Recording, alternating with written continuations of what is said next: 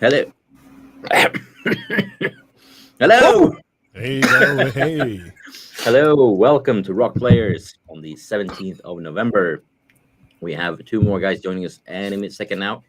I accidentally had to refresh the page, so they all had to jump out. But we got a great show for you lined up. We have with me, we have Ray. Are we How you live? doing, man? Yeah, we're live. Oh yeah. Yeah, we're live. Give me a damn one. You going- Live. Yes, we're live. We have Ray with me. We have Lo-Fi Monk. Welcome to the show. We have SPG, Simply Pawn Gaming. We have Mostly Martinez. And we have Holtz. Just Sounded like a Just consolation prize. That was it. And Holtz is here too. Only if they could fill the panel with an extra person. Now where's Holtz gone? Oh, they filled him in. Yeah, it's all. We don't have a Rokk today, as you can see. He's taken sick, so we wish him a speedy recovery. I hope he watches some of his own deeply relaxing videos and goes to sleep early today, so he can get healthy. I think he's in the chat. Yeah, I think so too. So we all better behave, right? Oh yes. We're not going to behave, are we? I promise, with my fingers crossed. Yeah, I assumed as much. So guys, how are you guys? And what have you been playing this week? It's been a week since I saw some of you last. Been more than that since I saw some of you. And I mean, Lo-Fi, this is your first time on the show, so let's start with you. What have you been playing in the last week? I played a little bit of Grounded on Game Pass. I played a little bit of Far Cry 5 on Stadia. I've been all over the place. Nice. Just mostly those. Just getting into those. I need to get back into Resident Evil Village. Me and my wife are trying to finish that up. It's a good one. Yep. Yeah. Ray, what about you? What have you been playing? I played an awesome game. When I looked at it, I was like, well, I really like this game. And it was Vampire Survivors. That game was really fun. I played some Call of Duty Warzone 2.0, which is free. I actually played with SPG this morning. That was fun playing with him. And what else have I played? I started my Major League Soccer in Football Manager 2023. I'm trying to get my San Jose Earthquakes to a cup. So that's what I've been playing. Nice. Martinez, what about you? Yeah, so Hezekiah and I were still playing through Zelda Skyward Sword on the Switch, the HD version. We started playing a couple other games when we got the Series S Xbox. Talked about last time a little bit. But yeah, we're playing through Unravel 2.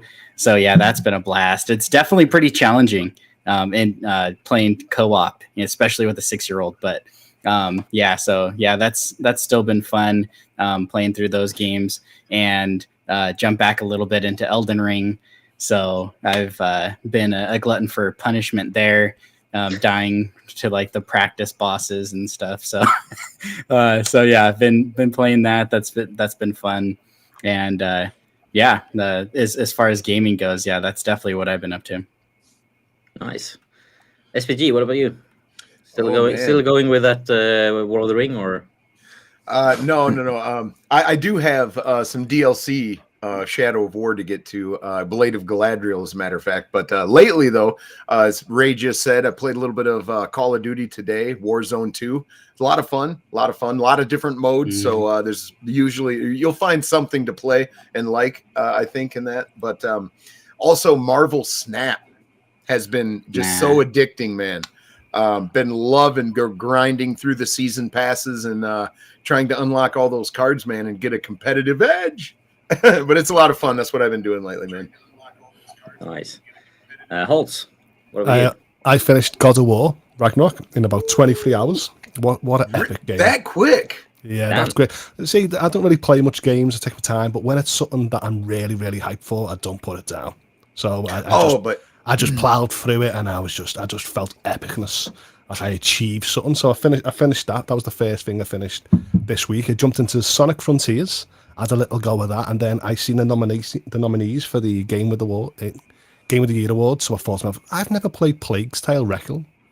So I thought I'll jump in and play a little bit of that, and God, that game looks gorgeous as well. So I thought to myself, the only one that I haven't played yet is Elden Ring, because I'm like a lot of other people, I'm crap at these type of games. But I feel like if I just play it, at least I got the set for the 6 nominees going forward. So it's been a great week for me for gaming this week. Nice. And I can see in chat there is, first of all, a lot of people there. Hi y'all. But also I can see a lot of a bunch of games being mentioned here. We have David Wilson has just started playing Unravel with his girlfriend. Great game. Nice. Like the world in Unravel is just so cute. Northern Sweden is a great setting. Some Apex, some Warzone. Yeah, let us know in chat what you've been playing. And also, we have a question for you, Lo-Fi. Is that avatar? Is it the first time you use it? No, it's not the first time, but kind of. And it's kind of exclusive to us. Nice. I have a prediction. Yeah. It won't be the Show last. exclusive. It won't be the last. No, it won't be the last. Rokk Show exclusive. But yeah. Yeah, now I'm ready for gaming and everything now. So Yeah, awesome. My headset and controller. Well, Lo-Fi, does it actually frown? Whoa. Can it do frown? Do what? Can it frown, your avatar? Or it just smiles? It can. It can if I set it up. I have see. not done that yet. Why would he frown? He's got it up. No, I'm just trying to say. I want to see how many emotions it's got. Oh yeah, you can add like a bunch of emotions. I just haven't done it yet. Yeah, I already mentioned what I would like to do with that technology, but we won't go there. Go ahead. Keep going. Yeah, let's not go there. You're right. Before we get into the news, and there's a lot of news to go through, and then we have some big, we have really like the Game Awards nominations is out, so let's go through them later down the show. But first, before we get into the news, have you guys seen the giveaway? Yeah, but damn, that guy's got 59 entries. I got half of that. Yeah, Wow. that's me. Wow. But yeah, so I mean, I did spend some time on it. It's worth spending some time on. Let's just put it that way to enter. So our friend Rokk and our other friend John Scar are having a massive giveaway. You can enter by I think the link might be in the description. Otherwise, I hope Rokk will add it to the description. You can also find it on his Twitter. I mean, first of all, they're giving away a Logitech G Cloud handheld and 3 months of Game Pass Ultimate and 3 months of Game Pass of GeForce Now 3080 and a 100 Steam gift card, or the same thing, but instead of the Logitech G Cloud, it's an top of gaming Chromebook. How great is that? So yeah, enter it. There's a bunch of things you can do, like visit them on YouTube, subscribe to them on YouTube. Otherwise, you're not allowed to win. Don't tell YouTube that. Follow them on Twitter and things like that. So yeah, definitely check that out. And yeah, as for the link, I mean, I can post this link in chat maybe. Let's see if that works. It's not a short link, so I hope it will work. Otherwise, Rokk probably has. Yeah, that shows up everywhere. Otherwise, check it out on Rock's channel. But yeah, guys, shall we get into the news? Yes, please. Yes. Mm-hmm. Yeah, awesome. So Yeah, first of all, as usual, we start with NVIDIA. So a couple of updates from NVIDIA this week. First of all, if you have a Samsung TV, which I don't, but some of you might have. Anyone here has a Samsung TV? 3. No, 3 of them. great. Yeah. Oh, you're set. I was then. thinking about. I need a new TV, and this is what I was thinking about getting. Was like a Yeah. Samsung. So got a 20, a 21, and a 22. But the 22 is not. It's a 55. This is a 75, and then we got a 32 over the fireplace. Nice. See, I'm yeah. an LG snob, so last year when they sort of released Stadia, I was like, ha, LG's getting all this, ha, ha, ha, ha. Then over the year, all I've seen is Samsung keep on delivering more and more, and now I'm like, God, I wish I had a Samsung TV. So seeing this LG's news... good. How long have you My- had them, Ray? How long have you had them? had the 70. This one's 21. The one in the living room over the fireplace is 20, and then the one in our bedroom is the 55-inch. That's 22. And the reason we got the 22 one is because something mysteriously happened to the one in the room. I don't know what happened. I said, honey, we need to get a new TV. Something happened to this one. I don't know what happened to it. Yeah, mysterious things happen when it's time for an upgrade. That's right. Yeah. Do you like them now that you've had them for a while? I love Samsung. First of all, pretty much all the electronics in my house is Samsung. So I'm very happy about it. Just when this 75-inch, when we got it, it died within a week, and they came, took it away, and gave us a brand new one. Knock on wood. Never had an issue with this one. But I got this TV. You know why I got this TV? To hook up my Google TV. That's right. To hook up the Google TV. Well, it doesn't look good, Ray. The first one accidentally broke, and then the second one broke within a week. People are like, don't trust them Samsungs. But hey, let me tell you something. At least I'm not SPG. Though, right? You ain't never heard of SPG TV story, all right? He's worse than me, all right? I'm just gonna say I don't think it's as much Samsung as it is Ray. I don't have a TV story. Yeah. I have a TV. Does it have a game hub? A saga, wow. Like Star Wars. Yeah. What's that? Oh yeah. Oh, I was asking if it had the gaming hub. No, that's why I'm waiting. The 22. Hey, the 2021s are getting it now, though. The 2021s. So this is a QLED. So I'm just waiting. So you should get this update now, Ray. You should check because I've been checking. The gaming hub is rolling out to 2021 Tenzin processor TVs. Yeah. And obviously, with that, not only can you stream xCloud on it, you can also stream GeForce Now on it in 4K. Yes, and so Luna. And Luna. Black Nut. Don't forget the Black Nut. I don't think Black Nut's on there yet. They are working hard at it. They're working hard at it. Okay. Yeah, but for real though, the hub works really well. I've been using it for a long time. Stadia worked flawless on it, and you could get HDR and all that. That's gone now, sadly, or will be. But xCloud works decent on it. Luna has been really cool on it. The only one I haven't tried is the Utomics. I never checked that out. So I played Utomics. Utomics is more PC and retro, and it's great. And Luna, I have a Fire Stick, so I do Luna, which it works perfect with my controller. So I'm excited that it's coming to the Game Hub. So yeah, GeForce, Xbox, Luna. It's so convenient, Ray. Once you update the app on the left-hand side of your TV, there's a new box there that's called Gaming or Game, and you click on that, it pops open, and then you can adjust whatever apps that you actually frequently use, put them in what order you want, and it's so very convenient. I just want that GeForce Now 4K experience because I want to get a shield for that. I hate having too many HDMI inputs and power cables, so I'd rather just have a native app on my TV and off I go. Now, I used to use the Shield, and I could not get HDR to work with the Stadia app with the Shield, but you could get 4K 60 from GFN. And when you switched over to the game bar, pretty much or the gaming hub for Samsung, you couldn't get 4K 60, but apparently they're updating GFN to where it will be 4K 60 on the TVs now as well. Yeah, nice. But it was limited before. So I'm going to actually restart my 3080 membership now because it's just way more convenient to start the app on the TV and start a game than to come over and mess with your PC. So that convenience is back for me. So I appreciate that a lot. Yeah, that was my biggest thing with Stadia. Is all my TVs right now are the Philips ones that has the Android. And it was just so nice. Like all my TVs, I could just go there, turn it on, jump on Stadia, play where I was, right where I left off. And so, I might have to go Samsung. Yeah. I also have a Philips TV, and the image quality is great. I love Ambilight, but seriously, that they never update.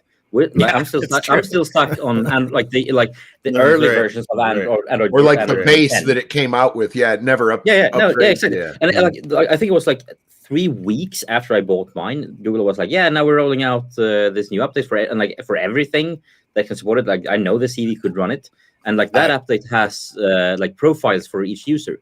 I don't have profiles. I can't put in my kids' accounts. I convinced my best friend Kevin. I brought him over, played Division 2 on Stadia. And if you guys ever played Division 2 on Stadia, it looked beautiful. Marvelous. And then Yeah. he went like 2 days, boom, he got Stadia. But he went and got an LG. He's got an LG. I'm Team TV. LG. Yeah, he's Team Yeah. LG. But hey, They do make good screens, but yeah. Yeah. Yeah. So like obviously in the new series that the What, gaming hub is rolling onto more TVs. What TV do you have, Dave? I'm just curious. He says GFN has been a horrible TV experience for me via Google TV app. Oh, do you mean through the Google dongle right. thing? Yeah. Yeah. If that's the case, I completely understand. That thing does Yeah. not have enough RAM at all. Like He's probably heard that about his dongle before. not enough RAM. come That's on. hilarious. Woo!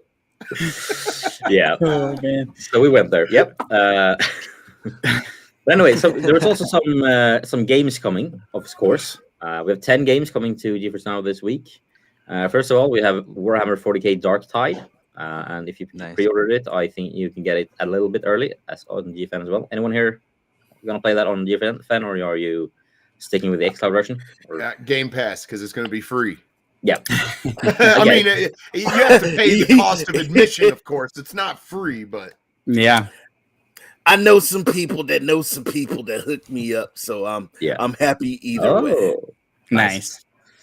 We also we also got a question from David. What's the difference between the 2021 and 2022 Samsung TVs? I have no idea, to be honest. Yeah, the firmware. That's it. They basically have the come same on. guts. They have the same processor. All of That's it. just bullshit. So, Samsung, come on. yeah, well, that's why everybody was so pissed off when the gaming hub rolled out and was only on the brand new TVs. I get that. So SPG, he was told that he had a Samsung 2022. Found out it wasn't a 2022; it was a 21. He had to take the TV back. You want to tell the story? Yeah. So when you go into the store to buy a TV, on those boxes and stuff, it doesn't say 2022, 2021. It doesn't say any of that. So when you go into the store, you're kind of at the mercy, at least somewhat, of the person who's selling you the product. So I told him what my requirements were. I said 2022. I said 4K 120. And show me the models you have that have that. And he's like, well, this one right here. And I bought it. And no, the night I stayed up. I stayed up for a stream that Ray was doing. And I was like, hey, it's past midnight. I'm gonna go check out my new gaming hub. I come downstairs. No update. What's going on? The next morning I get up and I call Samsung and they're like, yeah, you're not gonna get that update. So what do you mean? Ooh. They said, yeah, that's a 2021 model. I said, you're shitting me. I just bought it. Brought it home. Like you know what sales assistants are like? They're like, yes, it is 2022. Yeah. And this is a model. Just get out the store. Boy. You're ready to pay for it now? Yes. This is the one you want. Mm-hmm. Yeah. You want RAM. It's got RAM. Yeah, That's right. Exactly. He did a black Sharpie marker and wrote 20. Are you having dongle 22 issues? on the side. He didn't do a Jedi mind trick on you. This is a 22 model. Right. Right. This is the model you're looking for. Yeah. Exactly. David, it would be up to you. I will say this though: the difference between the picture quality of a 2021 and 2022 is negligible as well, but the QLED did get better. So the peak brightness or the whatever the NIDS, whatever they call it anyway, it's a better TV. Like panel wise, it's a better TV. Well, the 2022 should be all on sale now for the Black Fridays. Yes, no, they should be on discount right now. Yeah. As a matter of fact, as we speak. Yeah. What's this you got on the screen here? Ballads of.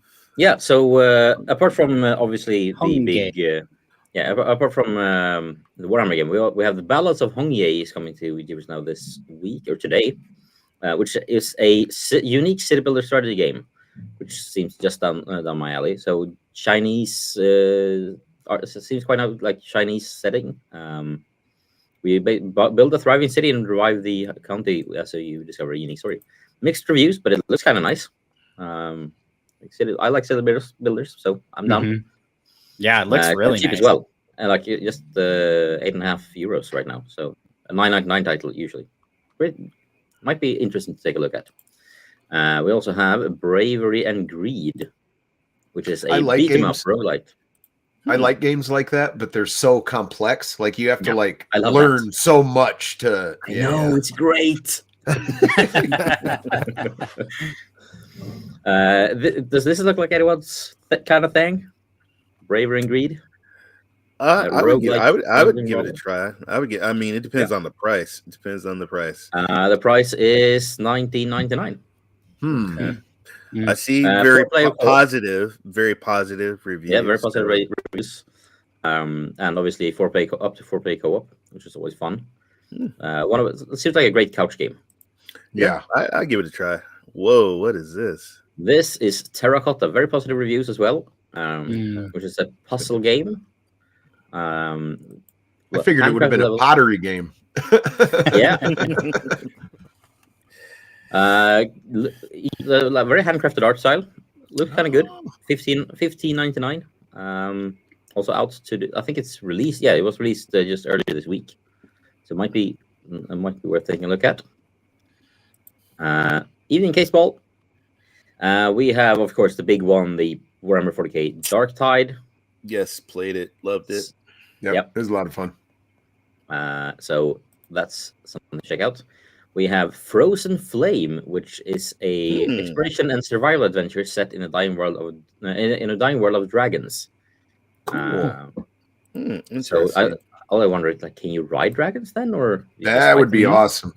I just want to know if there's an ice dragon now because it's called Frozen Flame. I mean, it has to be, right? Okay, just make a House of the Dragon game. Okay. Yeah. An RPG. I'm pretty sure that there is mods for House of Dragon or at least Game of Thrones to both Mountain Blade if you want to have more hands-on, and cool. Also a facade. I know mod. there's, and then there's also for a mod for Crusader Kings, which is like I think when they made Crusader Kings, one of the DLC for Crusader Kings 2, I know the Paradox. They designed a feature that was like, we did this thing that is completely useless for the base game, but this mod really needs it, so we made it for them. So yeah, if you like Game of Thrones, then Crusader Kings and Mountain Blade has some great mods for you. That I know of. We have also Goat Simulator 3. Oh my god, my son! Have you guys seen the intro? Goat Simulator. My son loves Goat Simulator. Like, have you guys seen the intro cinematic of the game? Yes. It's just a straight up parody of the intro for Skyrim, and it's great. How does it look to you? Not bad. Dang. Yes. You went there. Yes, thank you. Yeah, but yeah. And like to just make it clear, this is the second game in the series. Yeah, there was no 2, right? Yeah, no, right. Goat Simulator 1, then there's some spin-offs, and then there's Goat Simulator 3. Yeah, and they said, and I quote, "It was so good, we decided to skip number 2." Which is it looks like a lot. My son watched this trailer over and over again. Yeah, I mean it's. I mean, even if you're not gonna play the game, look up the intro on YouTube. Like it's hilarious. They really nailed it. Looks like a hoot. Yeah. And then we have let's see what this is. This Nobody, the Turnaround is a life simulator set in a parallel world that echoes modern society. I'm not sure I want to live modern society. I'm living it. That feels plenty enough for me. But I mean, this seems to be kind of cool. Looks like is that a top-down game? Like, are you looking? Yeah, like isometric top-down looks like it. Yeah. A $25 ish. Usually it seems to be the usual price. Releases today, so brand new. We have Cave Blazers, a challenging and brutal roguelike platformer. Anyone here likes that kind of stuff? There's some rogue games I like. Some. I don't know. I'm thinking Ninja Guy X would love this. Every time I hear the word rogue, It just scares me. No, thank you. Not much scares me, but that They did say vampire. See, I like Survivor was rogues. I just rogue. don't like. I'm not a big platformer fan. Yeah, Mm. same here. Really. I Like- love. Come on, man. I grew up. I grew up on SPG. We grew up on these games. I I just did. don't like them super hard. That Yeah. you can't get through. Right. Where they like- always have an Right. enemy that's like just at the right spot. You go to jump and it'll knock you back. Or Yeah. Some of these are painfully hard. Yeah. I mean, Hey, if there's you, Ninja. Yeah, there's an yeah. Used to not what's like up, roguelikes. Ninja? The Gungeon happened. Yeah, that's a good game. Hey, Ninja guy.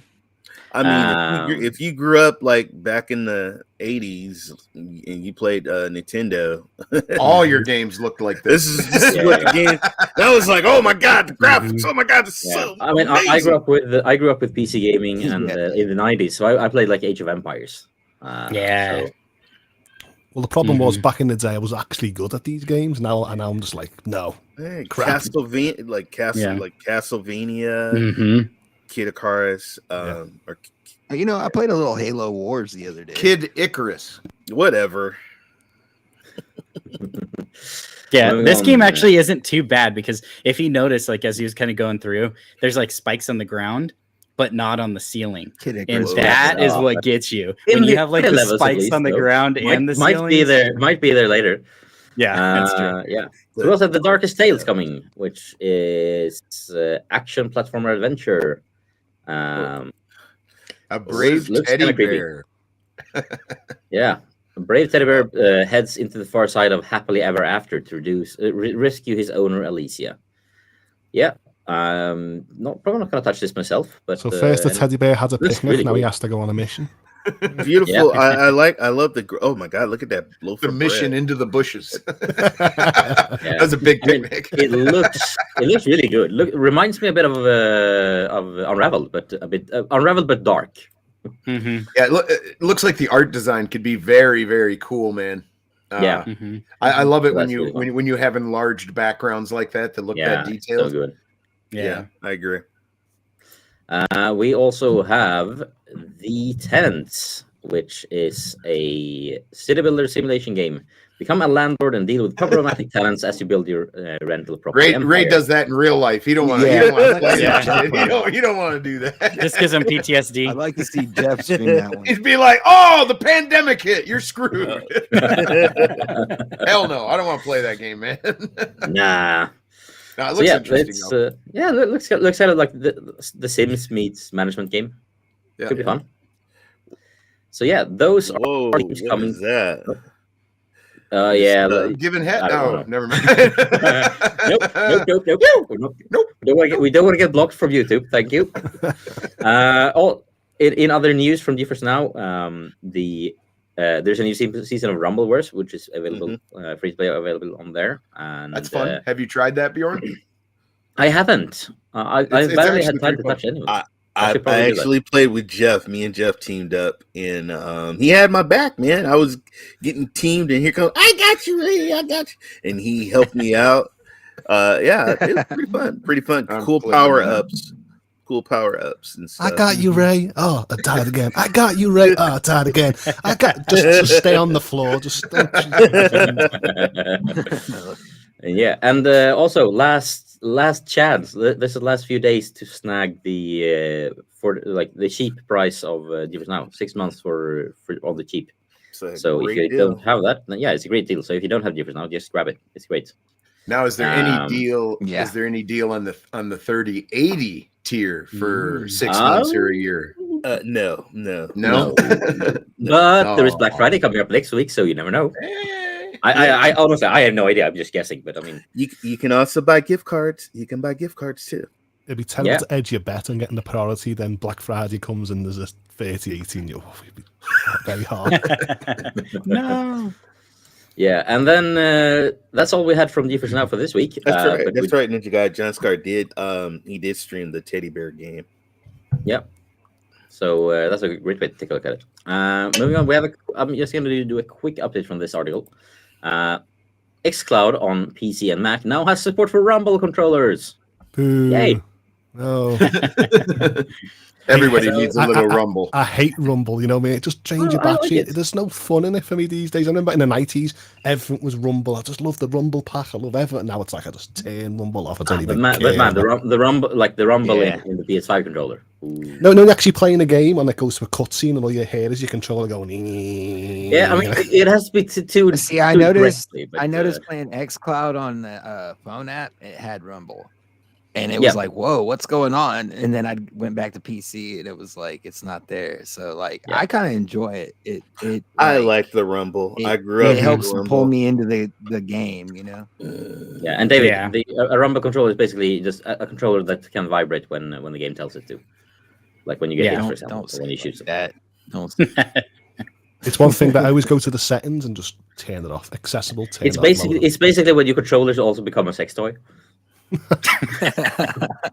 Now we're really getting taken down. Yeah, But yeah, I think I would agree like with both. Like I do think when you do a cutscene and it's just sitting there for 30 seconds rumbling, like yeah, that's pretty that silly. sucks. But That's just bad like, implementation. yeah, sometimes though, like it makes the gameplay so much better getting the rumble like right on I agree. on specific moments in I the game. agree. Yeah, I agree. Yeah. But we also have some games coming to get to xCloud. We have Pentiment out today. Has anyone touched that yet? Or out 2 days ago? Oh man. I really No, want to. but we were just talking about that with the 500-pound man a little earlier, and it sounds like a good game. Yeah, The art style looks really cool. I love the art style, and I mean and the idea of it and the story behind it, like the way it happened, that they like really wanted to make it, that sneaked it into like build on it in secret. And they were like, "Hey, Xbox, well, we made this thing. Can we finish it, please?" Have we seen what this Dune looks like? Not sure. I've seen what it looks like. Because I seen a cinematic cutscene with the worm. Yeah, got me that we've pumped. seen. Yeah, but I haven't seen actual gameplay. No, No, I watched some you game. can- I watched You some can gameplay. play it today. You can play it today. But It not on looks cloud. like kind of Yeah, like I'll have to look like it up. a StarCrafty, Yeah. like how it was. It's got the giant worm in there. You're gonna see and it's got the Dune vehicles in right there as down here. well. Yeah.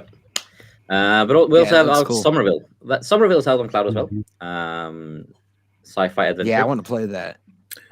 So those two. And I am I correctly in remembering that Somerville is also a like in Xbox Studios game? I think it might be.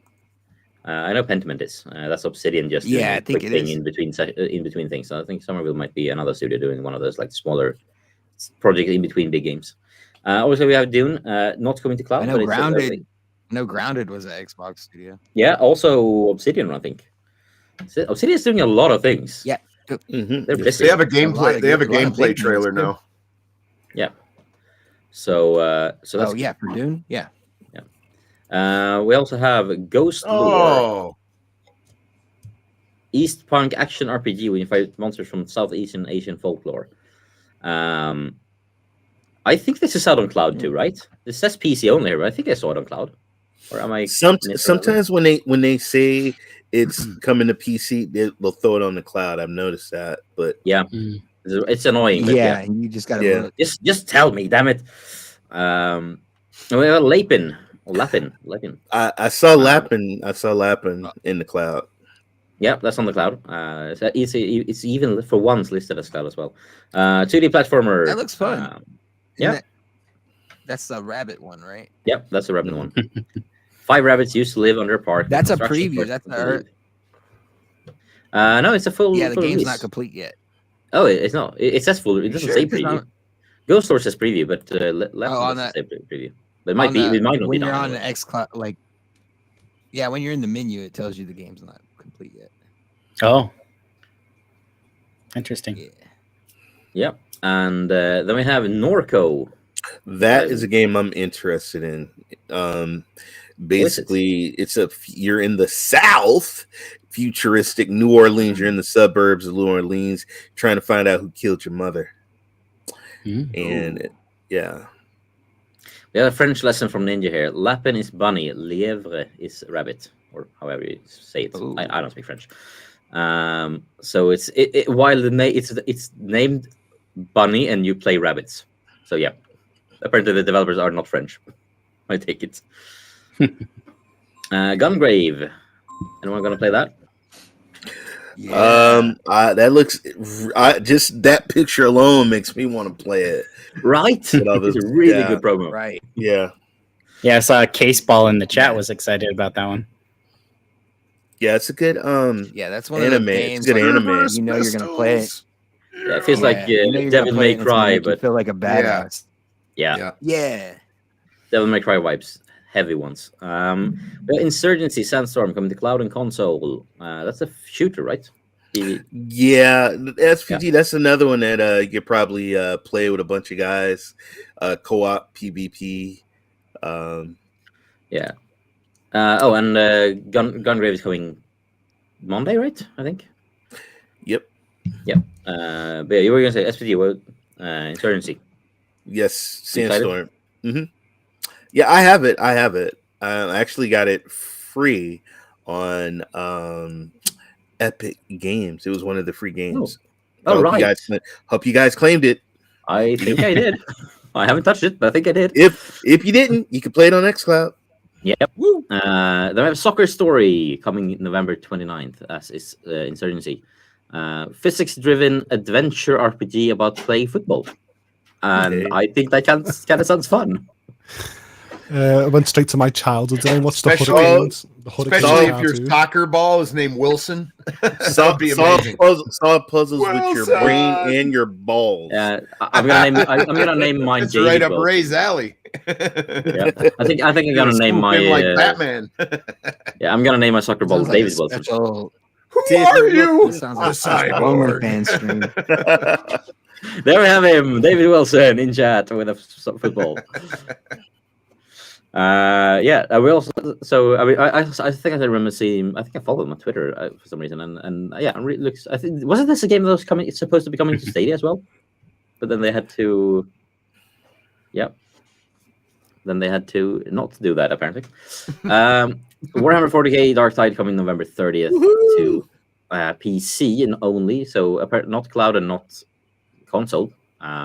For now, it seems. I love the fact that they knew what they had with this game. They're not trying to claw $60 out of your pocket. It's coming to game. It's coming to Game Pass, and if you do really like it and you want to pick it up on Steam, I think it's like $30. So yeah, and I mean they like because they know this is not a game you play on your own. This is a game you play with friends. Just keep the price down, and because I mean, if one guy gets it, we're gonna sell 3 more copies anyway. Like yes, correct. Yep.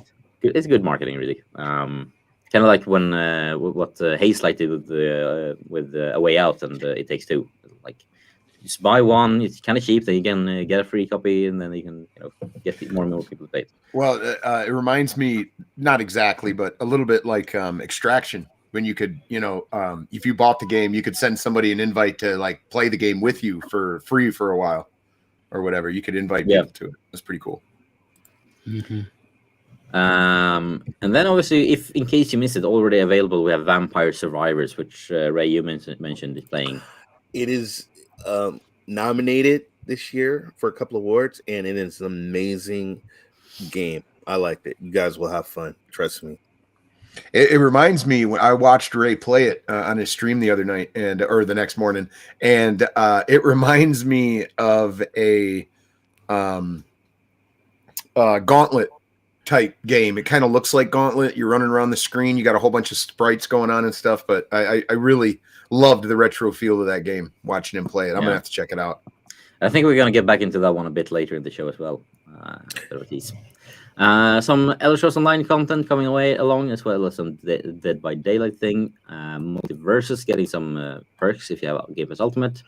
And unfortunately for me, because I'm having my massive list of touch control games, they added 15 more. Oh, wow! And I'm sitting here, I'm sitting there editing the video to go out about this stuff. And they're like, I got to record more stuff because there's you got more work to do, man. Oh yeah, man. the gift that keeps on giving. It's never going to end. Every time you're ready to post it up, there'll be more and more and more. Yeah, but I mean, I can as a tease. Immortal Phoenix Rising doesn't work that great, but Assassin's Creed Origins and Odyssey worked surprisingly well. I played Scorn. I remember playing Scorn. I didn't use the touch. I was using my GameSir playing Scorn, and I actually enjoyed playing like that than playing on my TV. Weird, I know, but it was just Yeah, I get it. and it looked great and it looked good. Yeah, It looked yeah. good. Scorn does look so looks- good. It looks like if you reach out and touch the wall, you'll have to go take a shower to get it off. You. I mean, it Yeah. does, man. It looks Yeah. pretty gnarly. Yeah. And I can like also, I mean, as you can see the image here, like this is what the overlay for Assassin's Creed Odyssey looks like. It's gorgeous. Oh, Like wow. the UI team did a great, like did like really They custom overlay for this. Like looks amazing. Which they also did for Mortal Kombat Rising, but there it doesn't work as well. So yeah, I have about 8 games left to try from this list before I can then get back to editing my video and finally get it out. By then they will probably add 5 more. So I mean, I at this point I don't know why I'm still trying. Edit fast. Edit fast. Yeah, exactly. But I also need to record. Like I need to record footage for 70 games. It's gonna take a Yeah. while. Oh man, that is going to take a minute. Yeah. So Amnesia, Amnesia, the Collection, Amnesia Rebirth, Assassin's Creed Odyssey, Origins, DC League of Super Pets, The Adventures of Crypto and Ace, Disney Dreamlight Valley, Football Manager 23 Console Edition, Fuga Melodies of Steel, Ghost Song, Immortal Phoenix Rising, Opus, Echo of Starsong, Pentiment, Scorn, Soma, and You Suck at Parking. Now can be played without a controller. So yeah, and also leaving soon on the last of November, Archvale, Deer Simulator, Final Fantasy, let's see, that's 13-2. Mind Scanners, Mortal Shell, Space Warlord Organ Trading Simulator, Undungeon, and Warhammer 40k Battle Sector are leaving the service. So play them before that. Yeah. Otherwise, you're gonna have to pay for them. I'm with you, Ray. Bye bye. I'm okay. Yeah. None of those hurt. Mortal showed me nuts. There's just- Drove me nuts. Too much value and content on Game Pass to go. Oh, now I'm not sure if it's worth it. Well, at the start of the year, I was really excited Yeah. for Final Fantasy 13, and now to see it leave, I'm like, I didn't even start it. It was on my Game Pass Oh. list. That's right. Thank you, Cloud Validation. We're getting Battlefield 2042. Yeah. Is Right, coming. we are. That's right. Yeah. And I was going to Updated- buy that. updated Now I don't version. have to. Yeah, same. Yeah. It'll be I nice can't to just wait. get it for free. Yes. Yep. Yeah. And obviously, keeping within the theme of Xbox, I'm just gonna open the next tab and mute this because we don't need to listen to it. So Wall Street Journal had their massive thing a while back, a big conference, and Phil Spencer was there talking for about 30 minutes. Have anyone of you caught this interview or the interview that he did with the Verge's Decoder podcast? Because there are No. some But I interesting things heard- in there. I did hear, though, that there was some movement or comments about the new project that they had been working on or whatever. We can start with, Oh, go ahead. yeah. I was gonna say we can start with that comment because he did say about the Keystone, like the 3D Keystone, that's what it is. I couldn't remember the name. In the team, they I think the backwards compatibility team. They like when they had done their work on that, they sat down with and designed this streaming stick. And I think they got it like from an idea to an actual prototype product in I don't remember it was 6 or 9 months, which is crazy fast. And they were like, and at the end of the day, they were like, it works really well. He had Phil Spencer had one on his shelf, as we saw on that picture. Went crazy. But back in March, I think he said it was that they decided to scrap it, or rather shelf it, due to the fact. Yeah, he literally shelved his. Yeah, Yeah, exactly. he did. Yeah, Right. he did. And it Well, worked in this great. in- But the In problem, this interview, he kind of says it's not shelved; that they were just yeah, It was it the was price shelved- point. The price point was Yeah. wrong. And he said the ideal price point for something like this, because they have the Series X, they have the Series S, which is cheaper, especially around the holidays. For something like this to be a viable product, it needs to be priced around $99 to $129, including a controller, meaning it's like like $40 to $50. And they just weren't there. And they said we're not going to be there for another couple of years. So until then, it's on the shelf. Yikes. Well, that so sucks, man. Just add $20 to it. Make us pay for the controller. Like, you know what I mean? But I Like, think that- I don't know. I think The the overall biggest sentiment of what he was saying, though, I think was like for instance, like the deal with Call of Duty. yeah, that was the He biggest wants you. news He right was there. saying, Yeah, yeah, he was saying that they're targeting mobile. That they want they're looking for Candy Crush or Yeah, they whatever. want King. But King, like Stockholm-based they, King. They have, which may be true. I don't know what to yeah. think, but I think this is I think it just is true. Like if you look at it, like if you look at it from this is Activision, his like campaign for the Activision deal. Yeah. yeah, I mean, as he made like after this interview, or after both of these interviews, I then went down and watched I think another 2 hours of interviews with this guy, and like what something, and some of them were like 6 months old, and something that comes across to me is like what Xbox really cares about is not like they don't really like sure they want to sell Xboxes like it, but they are selling Xboxes at a loss. He made this clear several times. So like what they want more is, and it's not even getting people on Game Pass. It's they want to have games, build their brand, and have games available to more people, whatever like in whatever the way suits people the best. If it's through subscription, if it's through buying them, if it's on console, PC, cloud, mobile, they want to be everywhere, and they don't have anything on mobile at the moment. So for them, like they were like, oh, how can we get into the mobile market? We're not Google. We don't have Google Play. We don't have the Apple Store. We know that it's hard for a tech giant to get into that. We just, I mean, just look at what Apple did to Fortnite.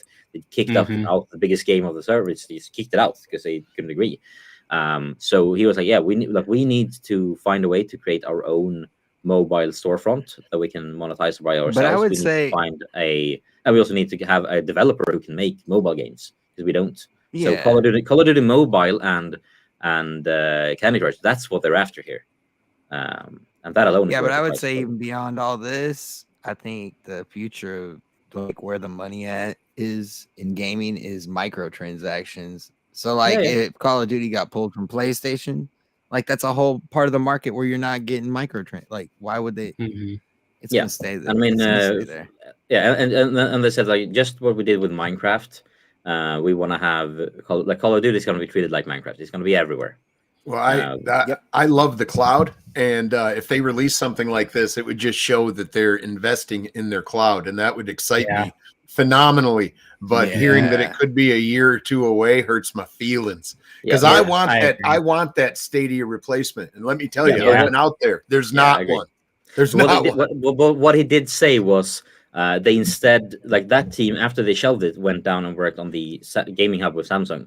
And after that, so now that does that work team, really well with the gaming hub too. And they are, and he did also hint that they are looking to like, then they're really happy with how that have turned out, and they're gonna keep doing things like that. So expect an Android like that team is now building apps for LG, for WebOS, for Android TV, for Apple TV. I mean, I just imagine it's gonna come to all of them. And he also mentioned like it's a good thing for them that they have the PWA for like the progressive web app for iOS, that they have it is running on anything Chromium. That means they can easily put it on anything. So yeah, he really feels like he has it's sad to see that the Keystone is not going to come, but also get it. They couldn't get it to the price point where they wanted to, so they said let's just not do it for a while. Do apps, native apps for TVs in the meantime, and then when we can make it at that price point, we'll sell it. Yeah, well, I think I totally understand the reasoning and everything like that, but I think this thing would have sold like hotcakes, even at 150. You know, like, and I was talking about this with somebody else earlier. But the other thing is, if you could also do like what Google was doing, where you can actually choose your controller in the bundle, like you can choose your color. Oh man, it's like you might as well pay the little extra bucks, and then you can put it on a TV that isn't smart. And so like I love that they're doing this, like, you know, jumping in on Samsung Smart Hub, you know, the gaming hub and everything like that. And hopefully they continue to do that. But not everybody has that new TV. So if you're not going to go, you know, have the money to jump out and pay $600,000 depending on what size you want, you know, for this new TV that includes this, you know, paying $150, you get a controller and you get this, you know, like like SPG was saying, you know, that'd be amazing because not only do you then have this device you can put on a, you know, any TV, you know, to be able to do cloud and whatever, but then you have another controller that you can also just connect to your phone that you already have, you know, that you already have service on, obviously, and, you know, play xCloud. So like I feel like it would have like hit exactly what they were trying to do. I was super excited about this because I was like, I get a device that's smaller that I can like take with me traveling and everything like that. Plus, if it comes with a controller, like I'm probably gonna buy another controller anyway, so pay a little extra bucks. Yeah, I was super excited about this. So, like I love what they're doing with the TVs, but like I had said earlier, like I don't have a new Samsung and it's probably going to be a while before I get one. So like I would have loved to just get this device, in the next couple of months, plug that baby in and get going. Well, I was And thinking if the maybe you same put people, and if the same people worked on that on the app, or that worked on this device that worked on the app, man, more power to them. I hope they do get this all sorted, because the app works way better than it does on my PC, and I've got a high-end PC.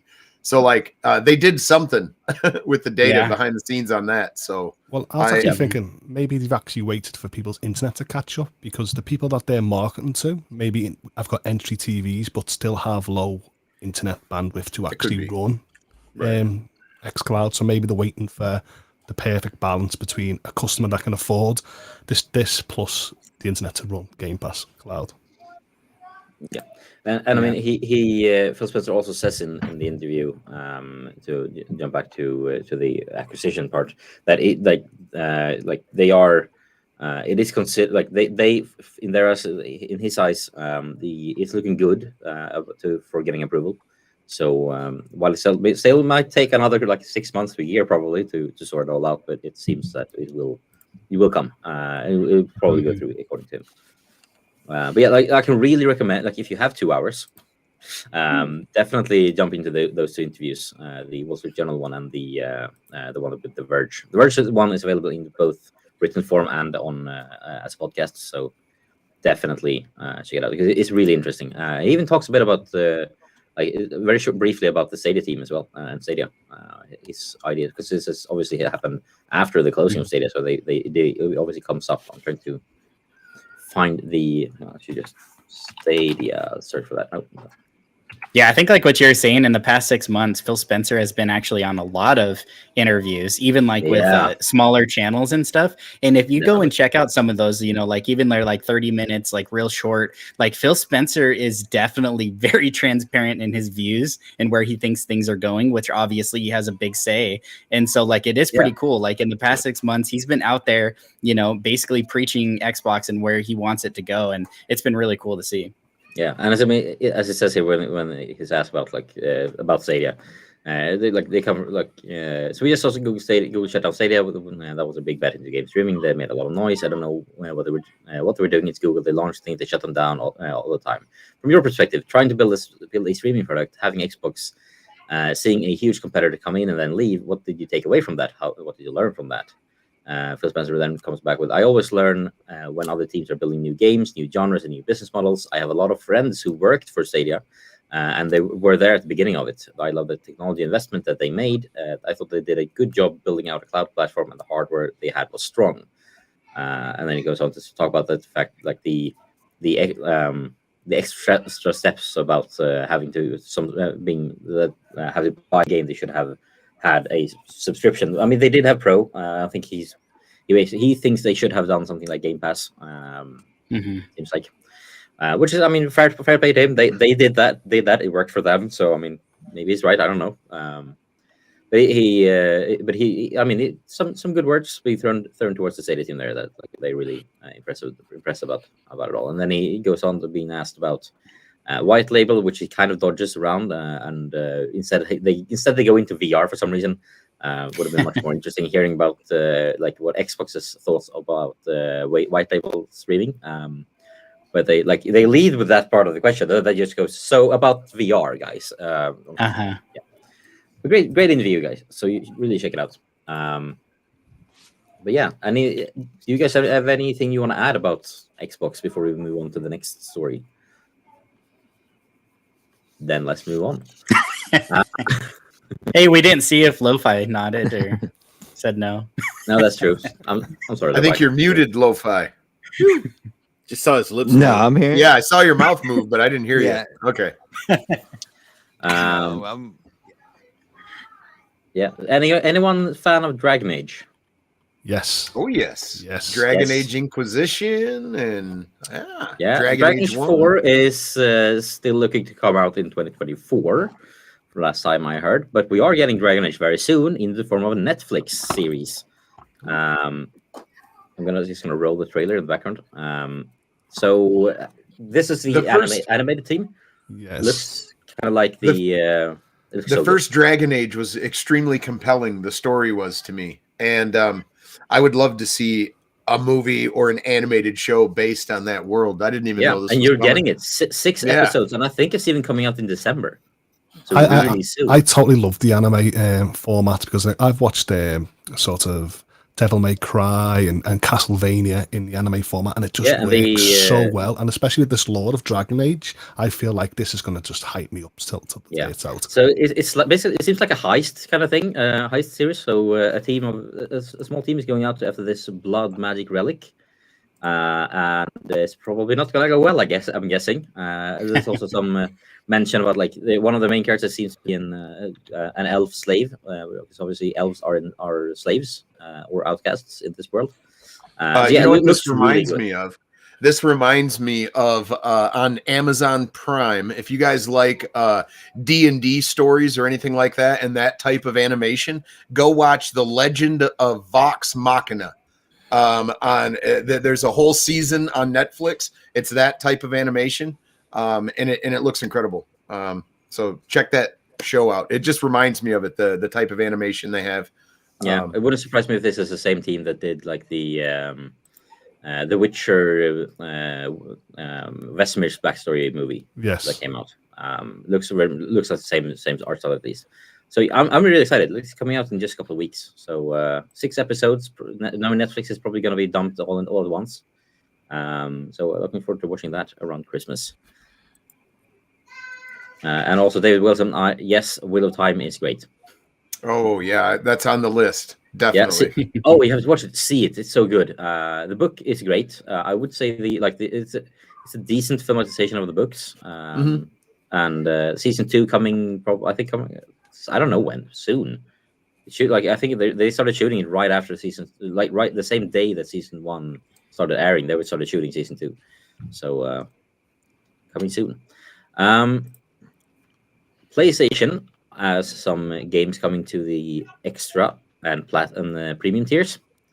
Funnily enough, we have an Xbox game here coming. Skyrim. The Microsoft-owned Skyrim is coming to PlayStation Plus Extra and Premium. And we also are getting Rainbow Six Siege, which I know that some of you guys here really like, right? Yes. Yes. Kingdom Hearts. Holtz. Something for you. Yeah. Kingdom Hearts again. Cool. Hey, again. And Kingdom Hearts again. Ooh, too much Kingdom Hearts. And Kingdom Hearts again. No damn. What do you think? It's gonna be another Kingdom Hearts. I can't get enough. No, That's it. You know what I mean? Just give me them all. Yeah. Is that all of them? I think it is, right? Oh, Oddworld. Yeah. And then we have Oddworld. Yes. This is such a good game. Yes. The Soul Storm. Yeah. And then we're also getting The Division 2. Oh, stop it. No, mouse. What are you doing? Whoa. No. What? I don't know what's happening. It's Mickey Mouse trying to scroll back up to Kingdom Hearts. Go back up. I don't know what happened there. Division 2. That's another Ubisoft title coming, meaning that Ubisoft Connect is probably Ubisoft Plus is probably even closer to coming to PlayStation fully. So that's the second Ubisoft title in this one, and then we also have Breakpoint coming, the third one this month for PlayStation, and then with Chorus. And What Remains of Edith Finch, which I know. Did we have let's see, what's his name? Caleb is doing a book on that, isn't he? I think a creator who did some steady content earlier in the days. He says it's coming out quite soon, I think. The Gardens Between, which was a quite cool game that I played a bit of on Stadia. It's kind of cozy puzzle game. That's cool. And then also releasing, we have but apparently not big enough to warrant a picture. Yeah. Earth Defense Force, two of those, World Brothers and Iron Rain. I think isn't that like a bit sci-fi anime sci-fi meets Dynasty Warriors? I think if I remember correctly, is the style of gameplay. And then once Chanbara Origin, Uni Chanbara, never heard of. And for some classics, the PS3 Ratchet and Clank games are coming too. Yes. An amazing Nice. franchise. When I seen it this month, I was like, what a month for me to play these games, because I'll have 20 years. It is 20th anniversary. So yeah, a bunch of games coming if you have PlayStation Plus. So congrats. Cloud, you hit it right on the Uh-huh. nose. You hit it right on the nose, man. Everyone was like, "Oh, we have so many great Ubisoft games," but we're part of banners when we're somewhere else. Haters gonna hate. Yeah. So I personally don't have PlayStation Plus at the moment. I don't play enough, but I would like if I had, I would be kind of happy with these games. It's a great set of games. A bunch of them I've already played though, but still, which for me is rare. Skyrim, I played but never finished. It would be cool. I could go back and play on that on PlayStation. I have like 500. And Chorus, because I have a PS5, so I noticed they have. I can install this on my PS5 and see how the graphics look, because I played it on an old system. So to see these with updated new systems. If you do, I can just recommend enable, because this is it's a special edition, but it's even the anniversary edition on the PS5. And that not only comes with like some updated graphics, but also comes with a bunch of like pre-made mods. Oh, okay. And one of them is the survival mod, which I can really recommend, where you have to manage your manage heat, because you like if you don't have a coat, like if you have like just nothing on, like if you have the armor that the guy in the picture has, you go out in the snowy mountains, you will freeze to death. If you don't eat, you'll starve, and then you won't be able to walk as fast and carry as much. If you don't drink, it's the same thing. If you don't sleep, it's the same thing. So it's not to an extreme level where it will kill you, but it will it's heavily debuff you, so that suddenly everything becomes a problem. So I mean, Skyrim is great. I have like I think over 500 hours in Skyrim at this point. But yeah. The enemies in this game, they'll see me play this game, they'll feel sorry for me. Halt, poor sir. You look dehydrated, hungry. Are you sure you're ready to challenge me? Oh, yeah. Wow. But yeah. Moving on, we have some news from one of my favorite games, Baldur's Gate 3. Yeah, one of mine too. Yeah, it's so good. They have said that they are still on track for a full release in 2023, which is great news. The early and obviously in early access, only Act 1 is available. Act 2 and 3 is being only internally play tested. So we early access people will not get to play Act 2 or 3 until the release. So we only have one third of the game, which is already over. You could already play well over 100 hours of Act 1 and still be very happy with it. And they've said that they're not ready to talk more about what's coming, but there is more features coming. One last patch of features coming before the end of the year, and there is a panel to hell from hell live stream coming sooner in December, and the dress code is Christmas from Hell. So yeah, there's a lot of they're not ready to say what's coming, but there's a lot of I want to see Santa the Barbarian. That's what I want to see. Oh yeah, I want to see him rage out with his big Santa bag. That'd be amazing. You get a gift, and you get a gift. Yeah, you could easily do that in the game. So yeah, I'm really excited to see it. We're also gonna get a peek of what's to come in 2023. And no, David Wilson, Baldur's Gate 3 is not scheduled to hit any consoles. It was Steam and Stadia specific. Yeah. Although I would assume that after that they are gonna go I doubt they're against money, but exactly. Well, guess what? SPG, you can play it on Booster, right? Ooh, well, here's the thing. They put a lot of effort into their controller scheme that they designed and developed, and it's only on Stadia.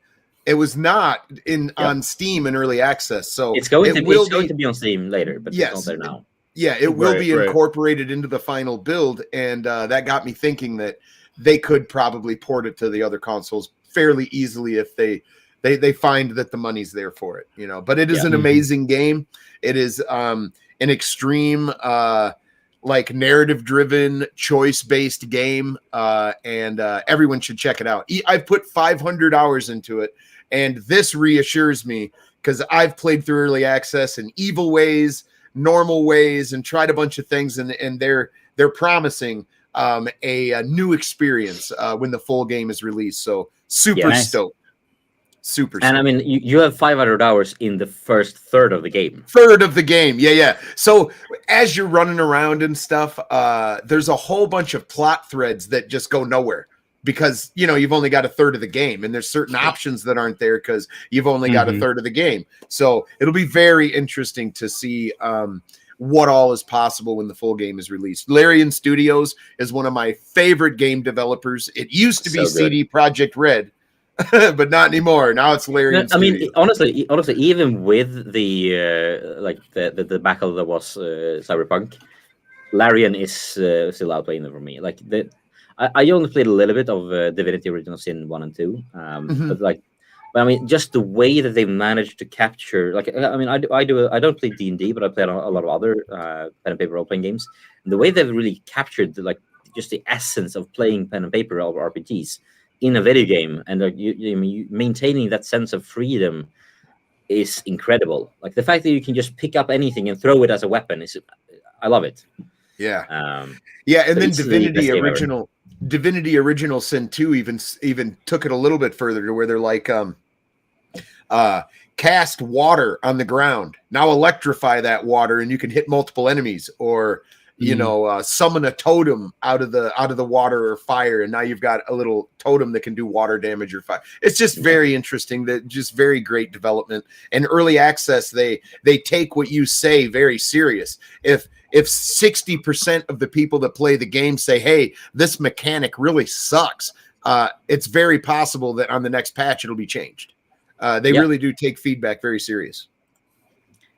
We have the cowboy in the building. Hey, man. Yeah, I like Baldur's Gate 3 is easily the best game I've ever played, period. Dang. It's amazing. Yeah.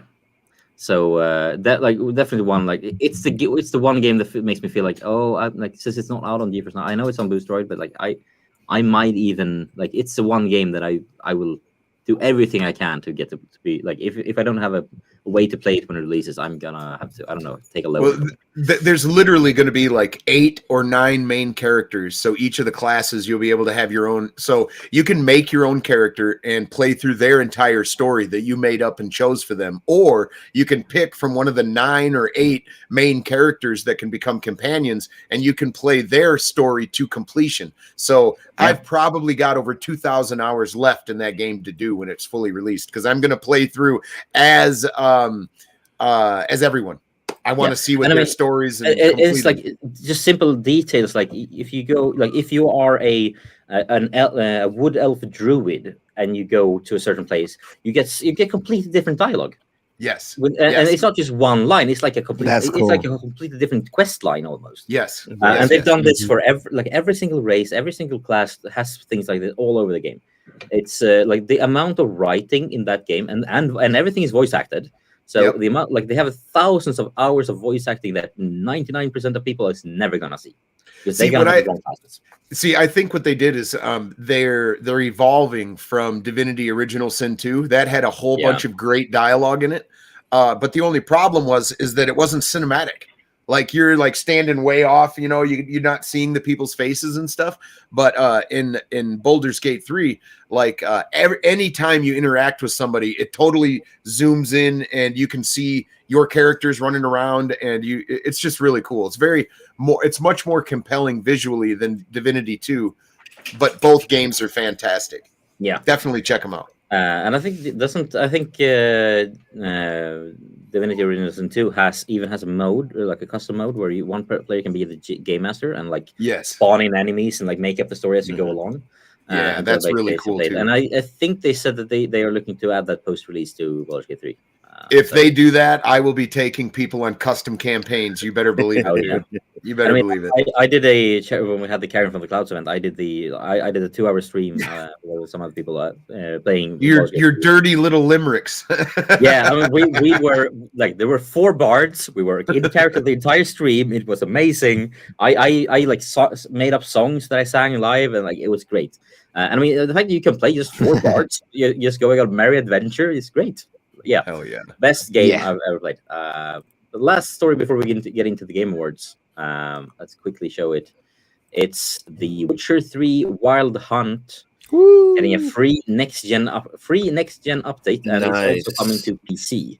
Mhm. Oh, that's cool. I've tried to get some updates from them about the the editions on GeForce Now, which is not the like it's if you want to play it on GeForce Now, I like make sure you get the right edition.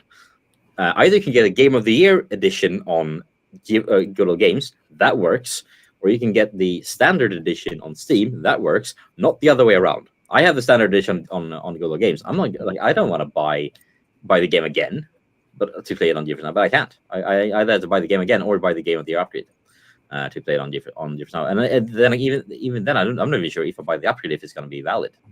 So Tricky. make sure you get. And I mean, I bought that like on the release day, so like that was even way before I even knew about GeForce Now. So but yeah, great new update coming December 14th with improved graphics and everything. I can Witcher 3 is a fantastic game. I played all Yeah. the way through it and all the DLCs. I had a lot of fun with it, man. Yeah, it's a great game. It's not Baldur's Gate, but it's a great game. No, It's it up did. there as one of the best. There's nothing like that feeling though of strolling into a new village and you're like, all right, who needs help? Yeah. You know what monsters are messing with you? Yeah, easily one of the best RPGs ever made. I've but put not- 200 hours in it, and I finished on the hardest setting. And I thought to myself, I will never go back. I'll never go back. But now this upgrade, I'm like, oh, should I just You'll come be back back. one more time and do the side quest I've missed out? Witcher, we need your help. Okay, That's right. yeah. Go and get me my coin, my mead, and whatever else I need, and off we go. Wind's howling. And like every time there's windy outside, I go to myself, wind's howling. Or if I I like love see it. a big rock, I'm like, But I love it in What? this game. It's like, Rue said, "I'd never played a Witcher game. Am I missing?" Oh out? yes, you are missing out major. You should buy the trilogy and start from the first one or the remake of the first one. No, yeah. That's coming out. Wait for the remake of the first one because the first one hasn't aged well, and the first Yeah, one no. It is weak. I mean, it is the weakest of the yeah, series. like It really is. story-wise, it's great. Yes. Gameplay-wise, it's kind of meh. It's built on the like Neverwinter Nights 1 engine, which is really it was an old engine even when they made it. They had no idea what they were doing. They were just like winging it. There's a whole documentary over at No Clip about it. It's great. It is a good game though, but some things didn't even age well when they did it. Like the way you can get to, like collector cards for hooking up with people. Not great. But yeah. there's not. Hey, I better when caught you them kill- all. Or I caught it course all. you I did. don't remember the saying. Yeah, I don't remember. There's nothing better when you go into a town, you've just killed a monster, you throw like the Lycran's head on the table, and the next minute the drunks go, I could beat you, Witcher, and then everyone's fistly fighting. You're like, That is hilarious. and you're like, well, what's No. happening here? Who That's just hit me? hilarious. And then you can't Yennefer. walk away, can you? You're like, come on No, now. lying in bed with Yennefer. That I was more of a Honestly, Team guy. Chris. Trish, I love Trish Jennifer. Payat. What did you say? Trish. But the whole point is, I'm Trish. Trish. But I'm that type of Witcher where you just sort of play everyone and then everyone plays you, and that's the way of the world of the Witcher. So Yeah, I mean it is one of those like. Well, Anthony, you'd be wrong. Yeah, Sorry, cowboy. Don't You'd be wrong. On to the next. On to the next. And then yeah. another thing, since we kind of brought in animated series and series on Netflix, have you guys seen the Blood Origins trailer for The Witcher coming to I've Netflix? I've actively avoided them, not because I don't know excited, because like for one, I want to see. I saw the one that was at the end of season 2. I was like, yeah, this is great. Then I'll be like, yeah, I'm not gonna watch any more trailers. I'm gonna go in kind of blind to this one because it's Yeah, it's totally. Oh Totally. man, I it ignore is trailers. fantastic. yeah. I mean, it's gonna so be we're kind of great. fresh. We're fresh off of like, Henry Cavill's Witcher. He's leaving. That's kind of sad. And then they Yeah. drop this like kind of mini series that's coming out December 25th. Oh man, it looks incredible. Hey, It's just question. a teaser, but Question wow. for the panel, real quick. I have enjoyed the Witcher games, and I've never read the books. I know there's a whole novel series, that's so good. but I really love the show with Henry Cavill. What are your guys' thoughts on Henry Cavill being replaced and it not being a new Witcher that we're following? That it's supposed to be Geralt. He's just going to look different. What do you think about that? That is risky as hell. Yeah. No, you can always do like take a shape shifting potion. Damn mutagen. Yeah. Damn mutagen worked, and You got to do something. Yeah. My jaw won't go back. Damn it. I mean, it is one of those like it sucks, and especially knowing that Henry Cavill was such a passionate fan of the series. But at the same time, yes, it's not it's getting on a lot of criticism even in previous seasons about how it's not a great adaptation of like how they killed off certain characters that shouldn't have been killed off. Then it all like deviates a lot from the source material. But at the same time, it's kind of great adaptation. Like it's not a great adaptation of the books, but it's a great way, a great retelling of the story in for a completely different medium. So it will be weird not seeing Cavill anymore, but at the same Liam is a great actor. Might turn out great as long as Jasker's as long as they don't replace everyone. I'm happy. I mean, I agree. Freya I agree. Allen playing I agree. Ciri is amazing. I agree. Anya as Jennifer, just incredible. The whole cast. That's why I watch it. That's why I watch it. It'll be great. That's the only reason why I watch it. It'll be great if it was like tongue in cheek, and Jennifer goes, "Geralt, you've changed." He goes, "No, I've always looked like this." Wait, what are you on about? Just. Yeah, no, I think that like them announcing this, like, so the Blood Oranges is going to be like over 1,000 years prior, right? Yeah. And I think that they've done with House of Dragon, like what they've done with House of Dragons, what they've done with Rings of Power, they've they're just kind of going on those coattails. But I love like getting this way far in the past story. We are getting the world building. The world building is very compelling. I agree, and the world is great. And I mean, season 3 is coming this summer, and then obviously after that, Henry Cavill is in that one, and then he's obviously leaving after that for I think it seems to be creative differences, which sucks, but I mean it is what it is. And then obviously they have there is the animated series, animated movie about Vesemir, which is amazing. White Wool, I can't remember the name of it. It's a long title, but great. And then obviously, I think they've mentioned that they are going to make more animated things as well. So there's like The Witcher is going to be Netflix's big fantasy thing for quite a while. They're going to milk those rights for as long as they can, and with good reason. It's great. Like the world, like it is like 2 series of novels, and then 5 books that are all amazing. So I mean, there's a lot of world to use, and I mean, compared to Game of Thrones, this story is actually finished. Same with Wheel of Time. Wheel of Time is also like it's done. The story has an ending. So I hope they get to the end of it. And I mean, I'm reading through the books. I read the first couple of books way back, and then I'm reading through them again now. I think I'm halfway through the 3rd book, which is obviously one. And they're vastly different than the games. Oh, yeah. So, the games take place after the last book. Yeah. But I mean, the story in the things happening in the book that I'm reading right now is like, oh, season 4 is gonna be mind blowing. Yeah. So yeah, looking forward to that. But we have a little challenge for you here, SPG. Yeah. Don't. No. Okay. No. I can educate. No, I can educate somebody if I have to. No, he can. Look. This is not a debating show. I know what he likes to do. Don't fall for the trap. Let's get on to the next topic, please. All right. Rope a dope. Get on to the next topic. Don't entertain that bullshit. Game Awards. Ray's like, you just cut it right there. Game Awards. All right. Right. I love it. them, but we trying to do a show. I love them. It could be a discussion for another show, another full episode, just Witcher 3 discussion. But yeah, so Game Awards is coming up. I'm excited for it. It's always a fun event, even though it's filled with ads and way too long. I'm super excited to show up and watch Marvel Snap win. Yeah. So any one of you guys care about esports? No. No. Evo. I voted for Eva. Yeah, 'Cause that's- I didn't that's even more vote in this one because I don't like I don't watch esports. I should, but I don't. Obviously, we also have esports coach of the year. Oh, these guys look extremely too serious. I voted for Go Score Dong Bin is who I voted for. I just go eeny, meeny, miny, mo. Because that name sounds very funny. And guy on the left Esports looks team. like I mean, I love that esports is a thing. I just don't enjoy I enjoy watching it when I do. I just never do.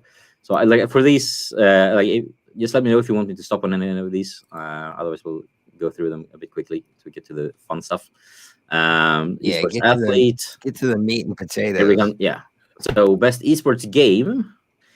We have these guys nominated. I'm assuming like one of the big ones is going to win. It would be fun if like Valorant, which is like Yeah, smaller. I actually I voted for Valorant. I voted for Valorant. I went Rocket League because I do love that game. So does Ryzak. That's his favorite. Most Whenever antici- Stadia would say, Yeah. Stadia would tweet out, what game would you like to see? Rocket It's League. like, come on now, Rocket League, bring it on. Yeah. So most anticipated game. Which of these games are you guys looking the most forward to? Oh, Three of them, man. It's going to be This so was- hard. You gotta pick one. You gotta pick one. This was tough. Oh, The Final Legend Fantasy of 16. Zelda. The Legend of Zelda for me, even though I don't have a Switch. Oh, yeah, really? same Wow. here. That's my pick to win. I mean, but Hogwarts Legacy is extremely compelling to Yeah, me. that's And one. That's fine. Starfield is extremely compelling, but I we don't know how they're going to turn out. I mean, No. I picked Starfield. that's the same. but- Those three. but dang it, all any of those. I mean, yeah. I Any mean, they're one of all those. excellent. If I Yeah, put the it gun could to my be. head, it's definitely Final Fantasy 16. I've been picking them all up, but I have to go with the franchise that is my It's number one. highly anticipated. Yeah. Yeah. Yeah. So all of Me, these- I'm all a of big these- Zelda guy, so yeah, I'm definitely excited about Zelda. Yeah. So that's what I would Next win. year is gonna be a Right. good year. It seems like that. Like I think that's the one next to year is win. gonna be great. Zelda. I Yeah, think probably Zelda's something gonna like win. Zelda. I mean, Breath of the Wild was just Mhm. slammed just won everything that a couple years ago. Best adaptation. This is a fun category. I've seen most of these. Arcane, obviously, a lot of love for that. There's also love for Yes, Arcane Yeah. as well. I seen Uncharted. I've seen Sonic the Hedgehog 2, the You know, movie. yeah. I went I to think Cyberpunk. Quality. I like Cyberpunk. Yeah. I think as Cyberpunk. quality goes for entertainment, I think Uncharted. But if you're going for video game adaptation, Sonic 2, I Well, would say. There's like I- great choices, but I love the Cuphead show on Netflix. That has See- me in stitches. So See, Cyberpunk had. I the haven't seen music, that, It had the feel of Cyberpunk in it, and then that's what I was feeling. I hate Cuphead. Cuphead. I hate Cuphead. well, the game's very frustrating, but the anime is actually hilarious. Can't What up, stand Carter? Cuphead. Rue. Yeah. I went with Cyberpunk Edge Runners because I mean, damn, that show was Did- like that show did made any me of want to you- go back to the game. So Has good. everybody seen Uncharted here? Has Yep, everybody? I saw Yeah. opening Okay. night. At any I haven't- point, I haven't at seen any it. point, did you go, "Oh my god, that's straight from the game"? Because I didn't. No, Not even Yeah. once. No, however, I was like, oh, that's such a Nate from the game thing to say or do or act. Like I think he managed. Like he is not Nate from the games, but No. he is still Right. he's a Nate. That my Right, favorite no, no, my I favorite get part what was you when he mean. brought Nate from the games in, and he went, "Huh, funny. That But happened what to I me mean once." is- I love that. Yeah. If you're talking I about did like that. adaptation, like Yeah, I agree. Jim Carrey in Sonic's world, running around with the mushrooms and stuff, was like spot on. Mhm. Yeah. See, if you're I going doubt to it be will. Nate, if you're going to be Nate, you have to constantly be swearing because he does something to be looking cool, and he always goes crap, shit, and it all just falls apart around, and that's Nate in my mind. Yeah. Chaos. Yeah, I mean, and I think they managed to capture that. It's not the Nate. Like it's not the Nate. It's a Nate, and it's a Nate that works really well with a Sully that they have in the movie. It's just not the Mhm. same Nate and the same Sully.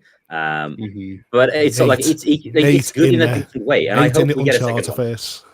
Yeah, I mean, if we get a second, like I hope we get a second one. I'm gonna go watch second one opening night as well. I really liked it. It was a good, fun movie. It wasn't a great movie, but it was a fun, entertaining movie. Yeah. That's all it has to be.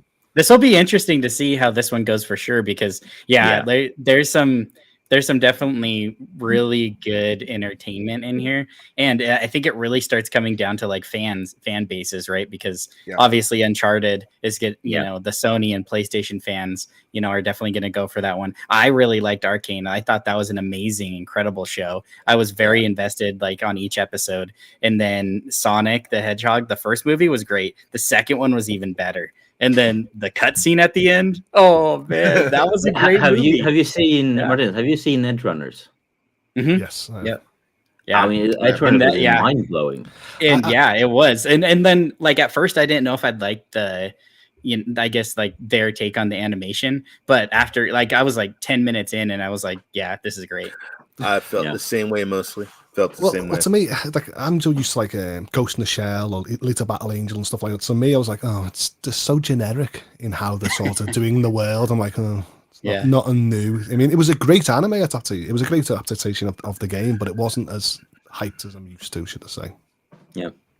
Man, are we going to get a sequel to that movie? Because I really did like that movie. If you watch that in 4K, that is a beautiful, brilliant movie, man. I picked Stray in this. I played Stray on my PS5, and I thought Stray was amazing. I thought it was an amazing game. So you did not go with Vampire Survivors then? You know what? When I'll tell you what, I did the survey. I did this before I played Vampire Survivors. But guess what? But guess what? I still would have picked Stray because I thought that was an amazing indie game. That's great. I mean, for an indie, I thought was amazing. Yeah, and not to mention like all of these categories. This is for the best debut indie. This is the first time these guys put out a game, and for Stray Stray is incredible. I do gotta ask, like, developer to release the game and have it go as mainstream as it has. It's very, very good for them and their company for sure.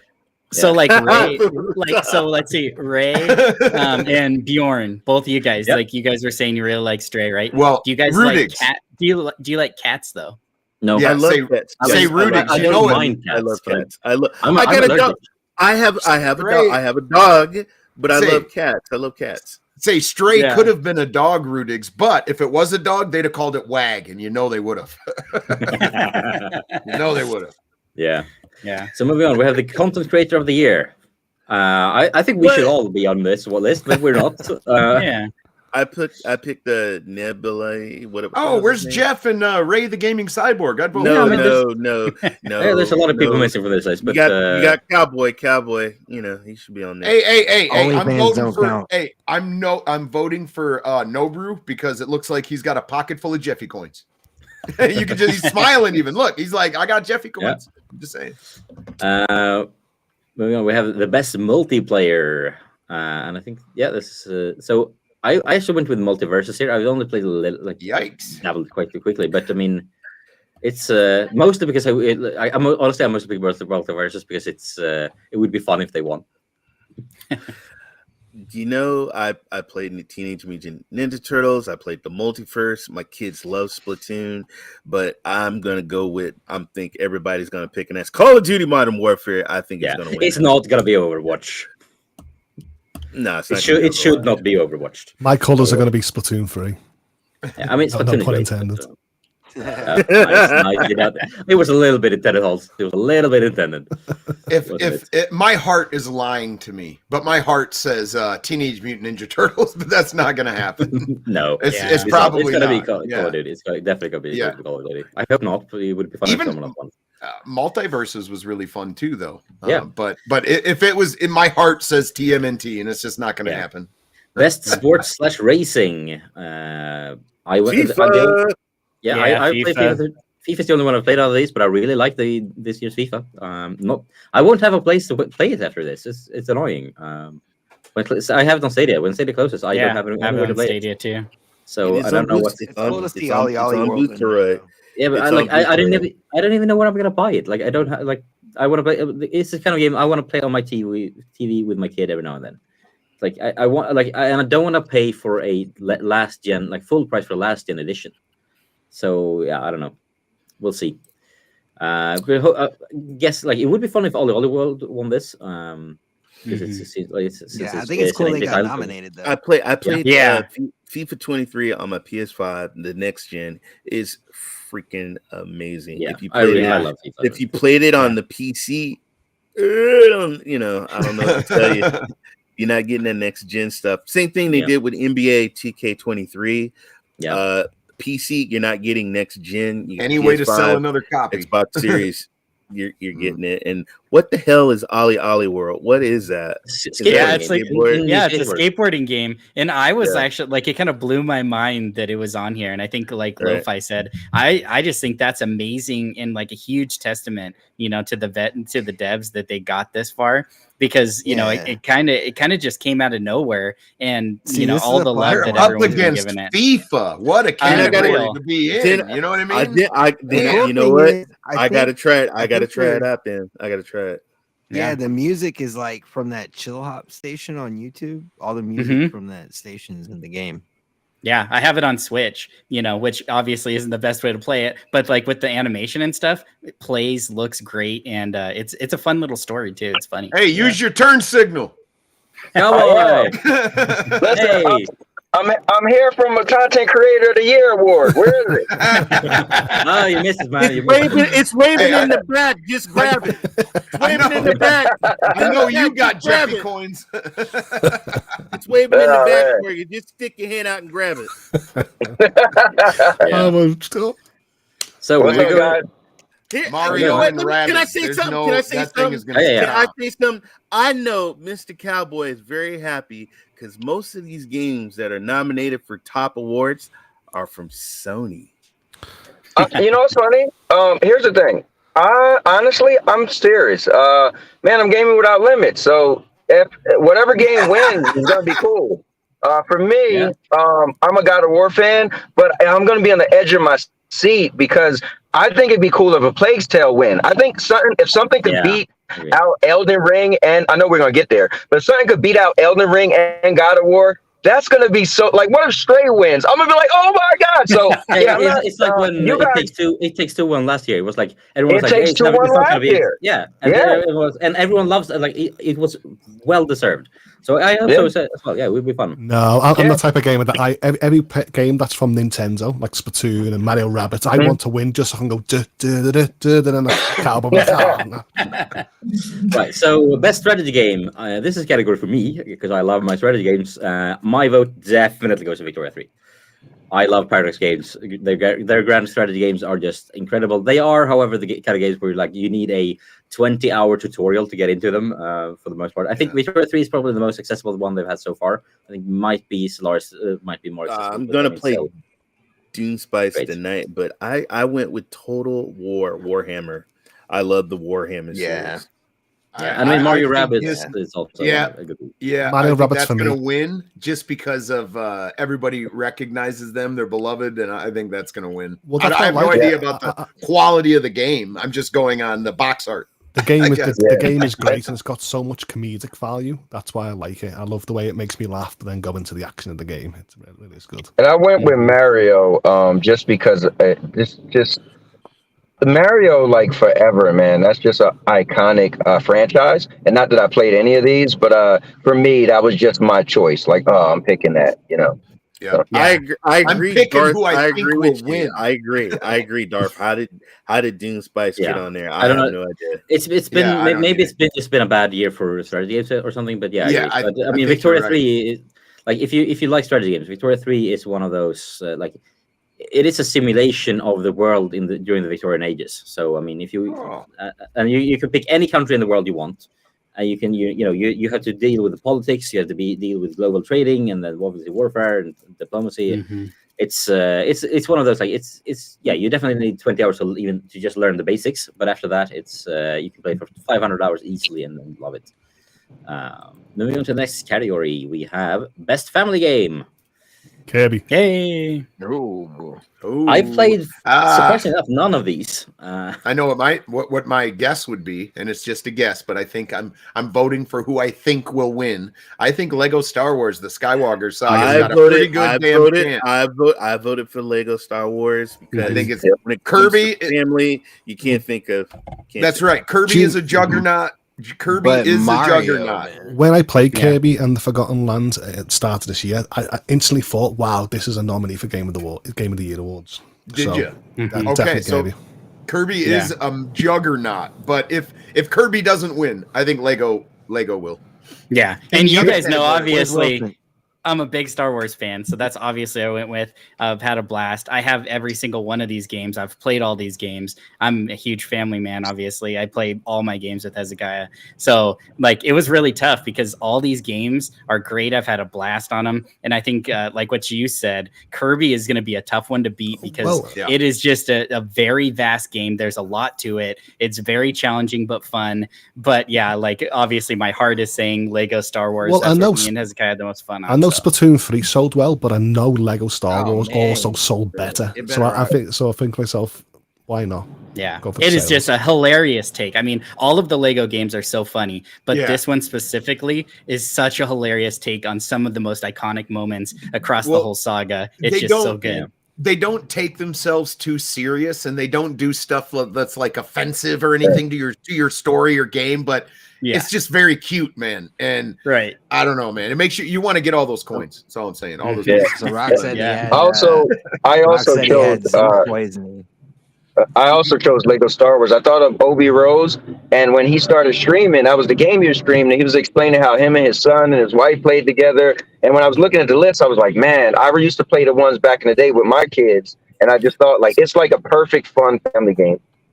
Yeah. That was the number one game me and my son played. Is all the Lego Yeah. Avengers, getting all the Avengers, playing Yep. Indiana Jones and Star Wars. Yeah, You know, damn it! I wish I could go back in time when he was nice. And he was a kid. Yeah. So we have some Yeah. updates on Rock's health here. Zinc poisoning. Hope you get better soon, mate. Yeah. I didn't no. even know that was a thing either. So yeah, hope you get well. And Yeah, I've just had- Joe, we know the Yeah, Star Wars those are podcast right. guy plays the Star Wars game. I was making Hey, like where's Smurf Wilson? accounts and Kirby got- entering. Oh, was damn. nominated, Yeah. Wilson. Right. So we have then the best fighting game. Ooh, this was a tough one. Oof. Oh. I'm gonna let you guys take point of this. Well, 'cause I don't know personally- anything. One shouldn't even be on the list. Let's just be real. Which one's that, Cowboy? What is it called again? With the when you just run around beating people up. I can't look because I'm driving. But Seafood. yeah, Sifu. Sifu isn't so for me. A fighting game is you versus someone else. Sifu is just a one-player game. I Yeah. agree with Cowboy 100%. I was like, when I first saw it, I was like, what is that on here? I actually voted Yeah, for the multiverse because it's very popular. It's got all the different characters on it, and I thought it was really This cool. It's says always fun with a family game. head-to-head Yeah. combat, I picked it reminds me of Smash Brothers, so I picked the multiverse. Yeah, Yeah. yeah. So I can see the argument being made for Seafood and making the list, but it's also like the odd one out in the list for sure. Mhm. And I think like what you guys had mentioned with Racing. that multiverses too, the interesting thing is definitely like those power-ups, like whatever, like the supers or whatever that you can get, that changes like the game huge. It throws in something that makes it unique and fun. It's just, it's hilarious to use one, to watch it happen. And yeah, I actually think that game is a lot better than a lot of people give it credit for. Yeah. Moving on to best role-playing game, and we can see Japan is dominating this. Do you know year. the Switch is not got loads of nominees. I've played Pokemon Arceus, I've played Triangle Strategy, and I've played Xenoblades. To me, Xenoblades is the game of the year. So in the end, when I see it here in this list, I have to say Xenoblades because I'll be biased to it. Yeah, and I mean, I'm assuming Elden Ring will win this. I think Yeah, like I've played a bit of I Pokemon voted for Arceus. Elden It's Ring. not. I like it. Pokemon Arceus is one of the most interesting Pokemon games they've made, but it's still like they went half the way. I'm more Yeah. excited about Sky Climbers than I ever was about Pokemon Legends. So For me, like I don't enjoy From Software games in general. I just like they are objectively great, but I'm leaning towards Xenoblade as well here. Although I haven't played any of these guys, except for Pokemon Legends, to be honest. But I don't think that one deserves to win. But like I said, if I can't choose Xenoblades because, like I said, Game of the Year. So if I chose anything else, it'll just contradict what I'm going to say at the end of the show. So Yeah, I think like what you said, I agree with Arceus. It's nice that it's there, but it's definitely not going to win. I think it's definitely down to the other four. Yeah. And it's kind of. I think Live Alive is really cool. I think Triangle Strategy was cool. But yeah, to me personally, it's either Xenoblade or Elden Ring. So I'll say this is going to be a little controversial. I think God of War is going to win Game of the Year, so I think Elden Ring is going to win this. So that way, it still took home something. You might be right there. Best action / adventure game then. Plague Tale Requiem, God of War Ragnarok, Horizon Forbidden West, Stray, and Tunic. I love the Strays on here. I picked God of War. This one's tough. I picked God of War, even though I did enjoy A Plague Tale and I enjoyed Stray. Horizon Forbidden West, I think Tunic God was of War, dope at the time of release. I just think God of War is gonna just. I agree. I think God of War. It's gonna be God of War. See, well, Cowboy, if you're saying God of War, but then you said that Plague's Tale might win the Game of the Year, doesn't that sort of contradict your? No. I think no. Wait. These are different. So here's the thing. Like you made your A Plague Tale, God of War, and Horizon are Game of the Year nominees. No. Hear me out. I think God of War is gonna win Game of the Year, but I said it would be cool if A Plague Tale upset both God of War and Elden. But so with saying that, why can't you say? Yeah. What I was trying to say is, couldn't you say exactly the same in this category? A Plague Tale is going to win over I mean, God of War because of... the thing is though, I think if you look at it from a different angle, like Game of the Year is like which game is the best game this year, whereas this is like a game might be the best game of the year, but in a separate category, like it's not the best action adventure game. Correct. Right. That's Exactly. Horizon. But then if you look at correct. Right, it's like saying it's like me, right? Because people who don't even play RPGs started playing that game, and dude, the gameplay that I've seen of it has always been something that I've been just like mind blown. Like, the fighting scenes are insane. I'm hoping for Plague Tale or Stray here, to be honest. But when you look at this list, do you actually focus on the action mechanics, or do you actually say when you look at this game, oh, God of War did have like this great action plus story plus music, and then Well, I think that this one's interesting because this award is for action and adventure. So there is there's another category for action. So when you throw in the adventure part, that's where you get some of the stuff like Stray. That's where you get like Tunic getting thrown in there because it's a really cool adventure game. And when you look at God of War versus Elden Ring, I would say Elden Ring will be more of a adventure game. It's a huge open world. God of War would be more of an action. So like you can say just because one game you might think is game of the year doesn't mean that game should win every category. Yeah. Moving on then, we have 15 more categories. Best action game.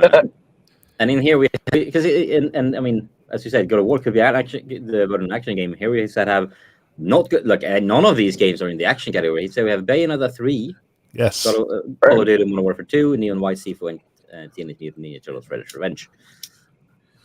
Bayonetta 3. I knew you was gonna say that. Do you know what? I didn't think I was like Nintendo biased, but since this whole year, I did think this was the year of Nintendo this year, and I've played all. They've had a great year. And I just think Bayonetta was so great. And I wish it was in the Game of the Year category, but it is what it is. But it is actually Call of Duty Modern Warfare 2. Probably gonna win this. Yes. Even though I had fun playing Teenage Mutant Ninja Turtles, but I gotta think what the panel's gonna vote and what the majority of the people are gonna vote, and then just what I've been seeing with my eyes. Yeah. Call of Duty Modern Warfare 2. Call of Duty, man, they're gonna clean this up. Like action. You use the word action, this is the Call of Duty all day. I voted for Among Us VR. So did I. Although, I really enjoyed Moss Book 1. I haven't played Book 2. But Book 1 I was heard really a good. lot. I heard a lot of people like Bone Lab. Don't know anything about the Bone Lab. Don't know anything about the other three, but yeah, Yeah. Among Us is amazing. Among Us in VR, I haven't had a chance to try myself yet, but I really want to because it looks so fun, and Among Us is amazing. So I think, voted and for I that think, too. yeah, I think your brand recognition as well will take it a long way. So I think Among Us is just a great game. I think we might win this, but I'm hoping for Moss as well because it deserves more praise. Innovation in accessibility is very really important word. I'm glad it's This one's getting it got it this far up. As Dusk Falls is brilliant, Mhm. Yeah. brilliant. God of War Ragnarok. They've based the accessibility off like The Last of Us, Spider-Man, Horizon Zero Dawn, and I feel like God of War. I wouldn't be able to finish this game if it weren't for certain accessibilities, and I feel like Sony's on a winner with what they've got. Yeah, and I mean, Have I any know of you that guys the- played Dusk Falls? I thought Yes. that game was junk, man. I No, maybe I'm it's- just I don't understand it. Maybe I'm the minority here. Because you know why? Because you can't cuss and yell and scream at people and say twat and There- all these there other was- stuff. There was no NPCs to kill. Okay, Ray, there was none. Dusk Till Fall is a beautiful, well-written game that is about choices and and things and that that happen. even has, and it plays really great on touch, and it has direct touch support on xCloud. Yes, One of the few Yeah. ones. One of 6 games with direct touch. Out of like 100, out of almost 200, it's one of 6. In Okay, my let me top- explain. Let me top explain. 20. Let me explain. Top I didn't 20. play the game. I built my new PC. I put my 3080 in and went, ooh, let's look at some graphics. And I installed that game. I did the texture Not the great update game and for everything. that, bro. I It is know. not a That's what I'm graphic saying. game. I was It like, is this not. It is what I was not. looking Look, for. when people think of Dusk Till Falls, they think about the damn vampire movie, A Dusk Till Dawn. It is not a vampire movie. It is a Mhm. movie about a certain personal thing, struggles. It's about families and personal struggles. I get that, but and you I make installed it for the choices. eye candy, and it wasn't very. I mean, No, Mhm. I get I liked it. It's like a and I picked slideshow. it. I picked it for this category. I Mhm. voted right for it. on. Yeah, and the I mean, game also it's kind of like True Colors, like along the lines of that. Like there's a lot of Yeah, choice. It's yeah, it's kind of yeah. more just like what do you call that? Like a choose your own adventure. type. Yeah, Yeah. watch how Yeah. the story plays out from what Mhm. you chose. Yeah. Yeah, for sure. And I think once Nice. again, this is like what it's for, the innovation and accessibility. That's Yeah. what you had to look at those games for, not like game of the year. Yeah, but I mean Quality. the accessibility options in God of War, it's like they've done some great work on that, and I know they've had. They're pretty amazing. I man. think they have Steve Spoon and Alana Pierce doing a lot of work with that as well. Well, it's a shame. It'd be a shame if The Last of Us 1 and Part 1 never had the options that 2 had. So in the end, I feel like they realized- were ported. I realize, Bjorn, you're about to get to this, but I have Yep. to say, No Man's Sky, hands down, Yeah, wins this. Hands Fortnite. down. Are you serious? Well, hey, Fortnite. Fortnite, Fortnite is Fortnite. not everyone's cup of tea, but they are very competitive and changing stuff up, new maps, new skins. yeah, like they're really responsive to the community as well. Fortnite So, like, changed It's the about map. the support. Destiny It's 2, about not about the I'm- game. Fortnite. It's about I would the say support. between I would Destiny 2 and Fortnite, Destiny Yeah, I 2 agree. and Fortnite. Those are my I two. agree. Yeah, For me, because it's I No think Man- if you No think Man's of Sky. like transparency, right? Like Yes. Destiny is very transparent. Oh, They like man. weekly they're Yeah, talking to yeah. people. They have a It lot of like community Yep. like managers that But are always like to see a chatting, game- talking to people. But to Yeah. see a game that got released and was a flaming rocket turd that was shot out of a cannon at everybody, Yeah, but- and then they but, said, bro- "Wait, just relax. We're gonna make it what we said," and they But- did. But SPG, that was years ago. They've come. Yeah, You're judging it. but You're they're judging it still off of what working. they Correct. did years This ago. is what. Hey, I- yes, I but agree- listen, I but agree there's with Cowboy. no. This Listen, is but that's 2022. my point. Yes, exactly. That's my point. And they're still putting they're shit in the still fucking doing game. it. Yeah, they're still working Yeah, on it. but here's the thing, right? You got to look at the slate. This is for 2022. Your feelings and emotion is going off of like 3 years ago. You got to look at what have they done in 2022. You No, can't they- say like, oh well, in 2020 I think they've done the a game lot, was like- terrible I think and they you're fixed missing. it. You're missing Yeah, what but- I said. That's not what I said at all. They're actually dumping time and effort and still building the game to what they want. Right. When it was first released, it fell very far from what they Right. said it was going to Yeah, be, and what they did. Even if you compare No Man's Sky last year to No Man's Sky this year, there's been a lot of Vastly improvement. They're working on Right. a lot of it still. So yeah, I mean, I can see a case being made for Fortnite and Destiny 2 as well, and I mean, and Apex. I have no idea about Final Fantasy 14. I know a lot of people love it. I would have liked to see Guild Wars 2 up on here, but nope. But yeah, I agree with you, SPG, about No Man's Sky there. But they're like Yeah, that one can go either Rudig's in way. the chat. He's giving Marvel some Destiny Snap, 2 love. Marvel Snap. Yeah, Yeah. Marvel Snap. I'm hoping for Marvel Snap here as well. Mention is the I would say I would do what I What's say. this category? Best mobile game. Like Okay. Diablo Immortal is bad. Genshin Impact is the better mobile game. However, Marvel Snap. I go against an Impact, man. Marvel Snap is addicting, man. You start It's going so into good. the season pass Well, and I'm start not- grinding and getting them cards. Like, I don't Marvel- know, man. like, if for it's me, 'cause I Marvel like Snap is comics or the- what, but For me, it's like Marvel Snap. Like when I don't have time to jump into a Magic the Gathering match, I jump into Marvel Snap. 3 minutes for Snap. You're in and Yeah. out of a game When- within 3 minutes. Reason why I go against an Impact, when I played it on my phone, I was like, dude, this could be a console game. Like, Yeah, and I mean, and it's it also pretty is. amazing. I think like Genshin Impact is what open up. I think not only my eyes, but I think a lot of developers' eyes too. Like, oh, AAA on mobile is possible, Yeah. and we're going to see that in the next couple of years. To see happen a lot like with the Assassin's Creed and a lot of other games. So really looking for I'm really glad that Genshin Impact is getting the love that it deserves. Especially with that- really with that- marvelous stuff. Especially with that article, with like that new Snapdragon chip with like sort of ray tracing and stuff like that. God, you can Yeah. imagine what games are going to come to mobile. But Yeah. Yeah, for DR sure. But Diablo, they want money. Marvel Snap, you can grind and reveal a lot of stuff and don't have to pay money for it. Yep. Just Yeah, saying. that's That's always what I've great. been doing. Genshin is in the middle there. It's a lot of game available for free, but you do eventually need to grind a lot or pay money. So yeah. Best indie game. What do you think? Cult of the Lamb. I picked Stray. Yeah, I think it's gonna be between Stray and Yeah. Cult of the Lamb. Although Tunic is not to be. Cult of Lamb is underrated. huge. Yeah. Cult of the Lamb, I heard a lot of things about it. Tunic, I heard a lot of things. I'm just going. I actually played Stray, and when I played it, Yeah. I mean, Stray, I think, is going to get the most awards between Stray and Plague Cell. I think Well, they're going to. last time I heard, everyone wants to be a cat, so I guess it's going to be Stray. That's true. Some That's people true. are cats. Oh, that's true. Okay, yeah, that's true. The thing with Stray was when I played Stray, I swore I was going to play it for about 10 minutes. And I was like, I'm just going to play it. And man, I played that game for hours. I was like, There you how am go. I still playing this game? I'm right Yeah. there with Cowboy. I thought the same thing. Yeah. So best ongoing. What do you think? Fortnite. Wow. I don't Fortnite. play Fortnite or Destiny 2, but I would say You're Destiny talking 2. about a parent, daddy. Can I get this skin? How much is it? $20. God. Right. And I think the wouldn't reason why mention they it, for I think Destiny's the reason why I chose them more than Destiny, even though I was a Destiny player for so long, is that Fortnite is more frequent with new content than Destiny. Like every 3 months they're changing something up. That's how they do it. And Honestly, Destiny is though, I just think nothing is Destiny more rebuilds than their Genshin. shit Genshin is every update.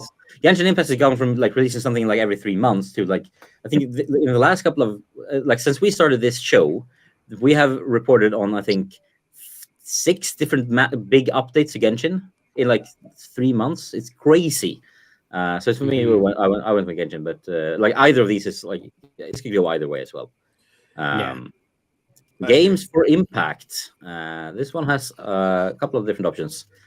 I went with As Dusk Falls, but there's a lot of great games that I've never played here. For SPG, and I did this for him. I did As Dusk Falls. That's what I was thinking you did too, fucker. Yeah. I said, I know Ray picked this one again. I know he did. Yep. I'm choosing hindsight just so it doesn't bite me in the ear. I picked my girl from A Plague Tale Requiem. So did Charlotte. I. Well, I like picked I love Christopher Judge. I love Starting yeah. but He's an But I amazing mean, voice yeah. actor.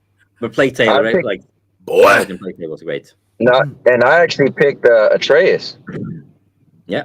I Also wouldn't be great. surprised if Immorality got it too, though. Yeah, I They're can all say that happened too. I mean, in all, it's a great. Like best performance is always there's so many. Yeah, great they're areas. all so talented. I mean, Yeah. they are. They are. I agree.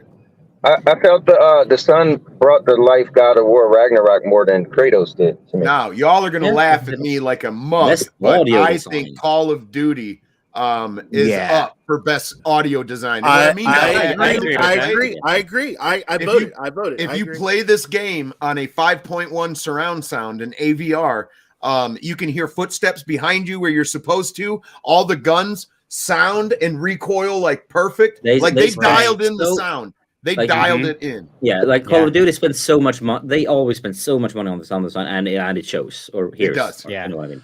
I'm going to say God of War because I love all that Nordic hymns. Yeah, All they, the- I all them mean, chants the and then- music in God of Yeah. War is amazing. And then also, Yeah. you know, when you see when you hear the weapons hit and Kratos just ripping. So you know what's crazy? Nah, Here's the crazy thing: is Holt is saying so. Everything Holt said, and Holt wasn't on the show. I actually was voting, and everything he said is what I said. The reason why I picked God of War. Now I get Call of Duty, and I know Maker was like, some people was like, well, no, ISO was like, think about it. They got like every gun. They all sound different. I'm like, but they sound similar. And he was like, but if you shoot the ground with one gun, it sounds different. I was like, they all sound similar. So with God of War, I felt, the clanking on different enemies screaming when you ripping them apart with different weapons. But I could so see Call of Duty, but I went with God of War. And then also I have to say audio. In God of War, they've got audio cues in sort of like the Yeah, they do. accessibility. So in the end, I still classify that as an audio win for God of War, should I say. And I mean, always like Gran Turismo, like car games always have great audio as well. So, but that's also valid. how the hell is Gran Turismo in here? but I'm telling you, if nobody's I didn't- played, I didn't- if nobody's played Call of Duty with a surround sound, man, try it, man. Yeah. Because the way you get the spatial stuff with certain headphones, like it's that times 10 in the room. Yeah. If you've got an actual Yeah. AVR set up properly, it's amazing. I really wanted to have Ninja Guy X in on the panel for this category, but unfortunately he's sick with COVID. We're all pushing our yeah. we recording. hope you get Or better music. soon.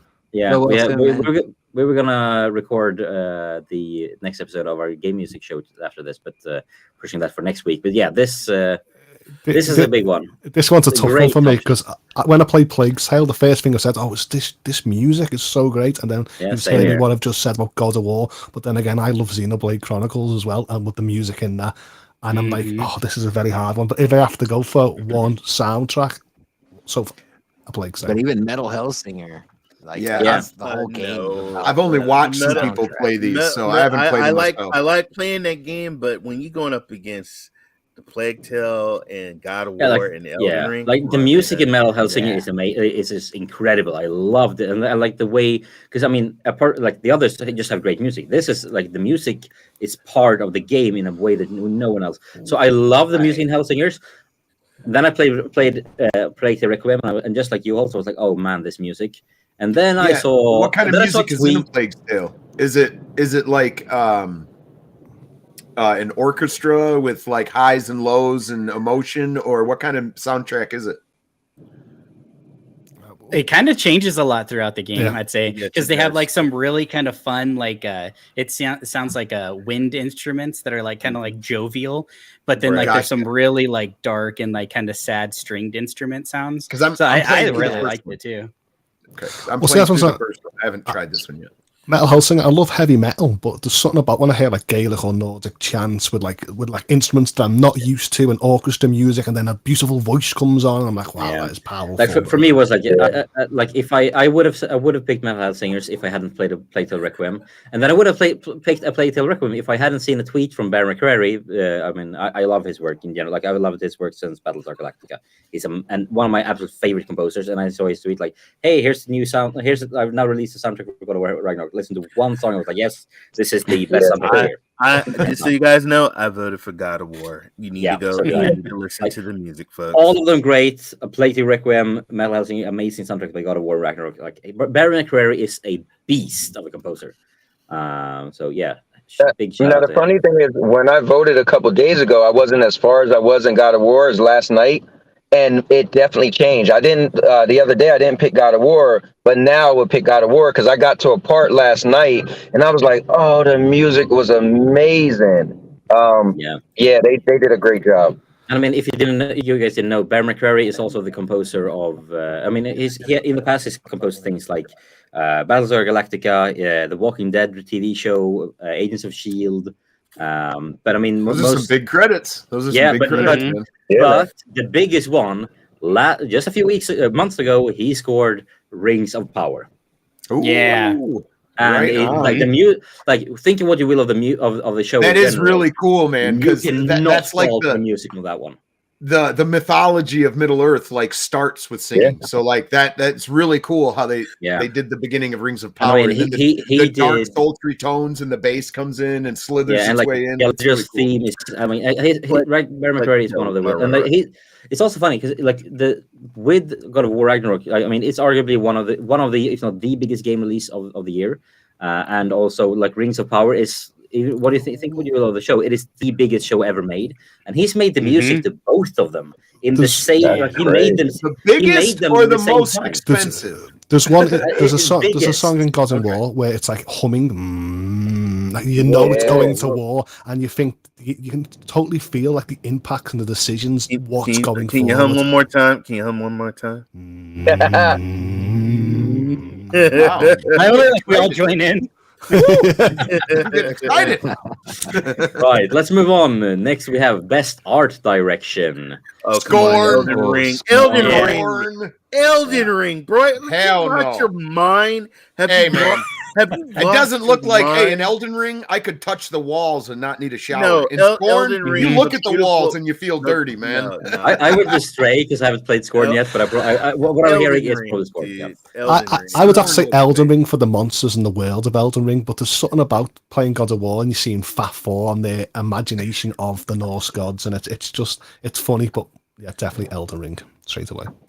Yeah, I'm going with Elden Ring. Like Hear me now, believe me later. Scorn is gonna win that because you like all that. Skin and skin everywhere, huh? Well, yeah, like Scorn. It's like disgusting, but it's art. You know? It is amazing. Scorn reminds you of aliens. Like they rip like Tiger. Yes. Very nice. We're getting close to the big one. Tale Requiem for best narrative is what I picked. So did I. I feel Plague Tale is definitely a narrative game over the rest of them, should I say? Yep. Yep. I agree. That's what I voted for too. I haven't played nominated, through. And I tried that game, and I could not. It took me like maybe 20 minutes, and I was like, "Yeah, I'm done. This game's not." I mean, the first God of War I did not play, but I watched my nephew play all the way through that damn game.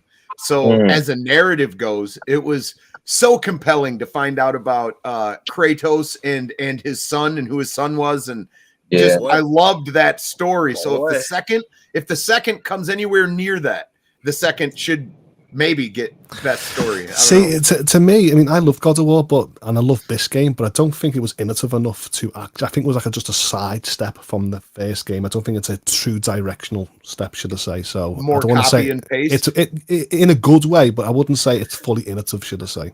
Right, so I felt the same with Horizon. So Horizon, I was dragging my feet because I didn't feel it was new enough. Beautiful game, beautiful story, but I just don't think it was the best game direction then.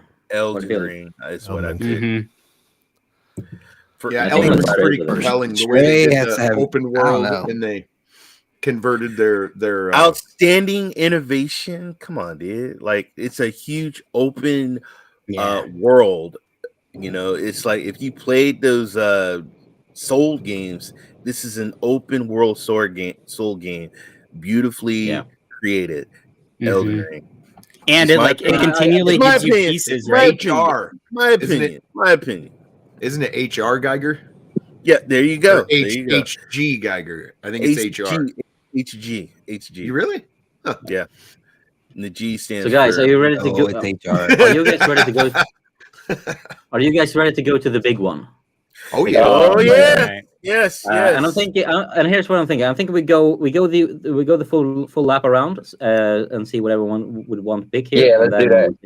Let's do that. So let's start with you, Cowboy. Game of the year. Which one do you pick? Hold on. I got to pull over for this. He's got.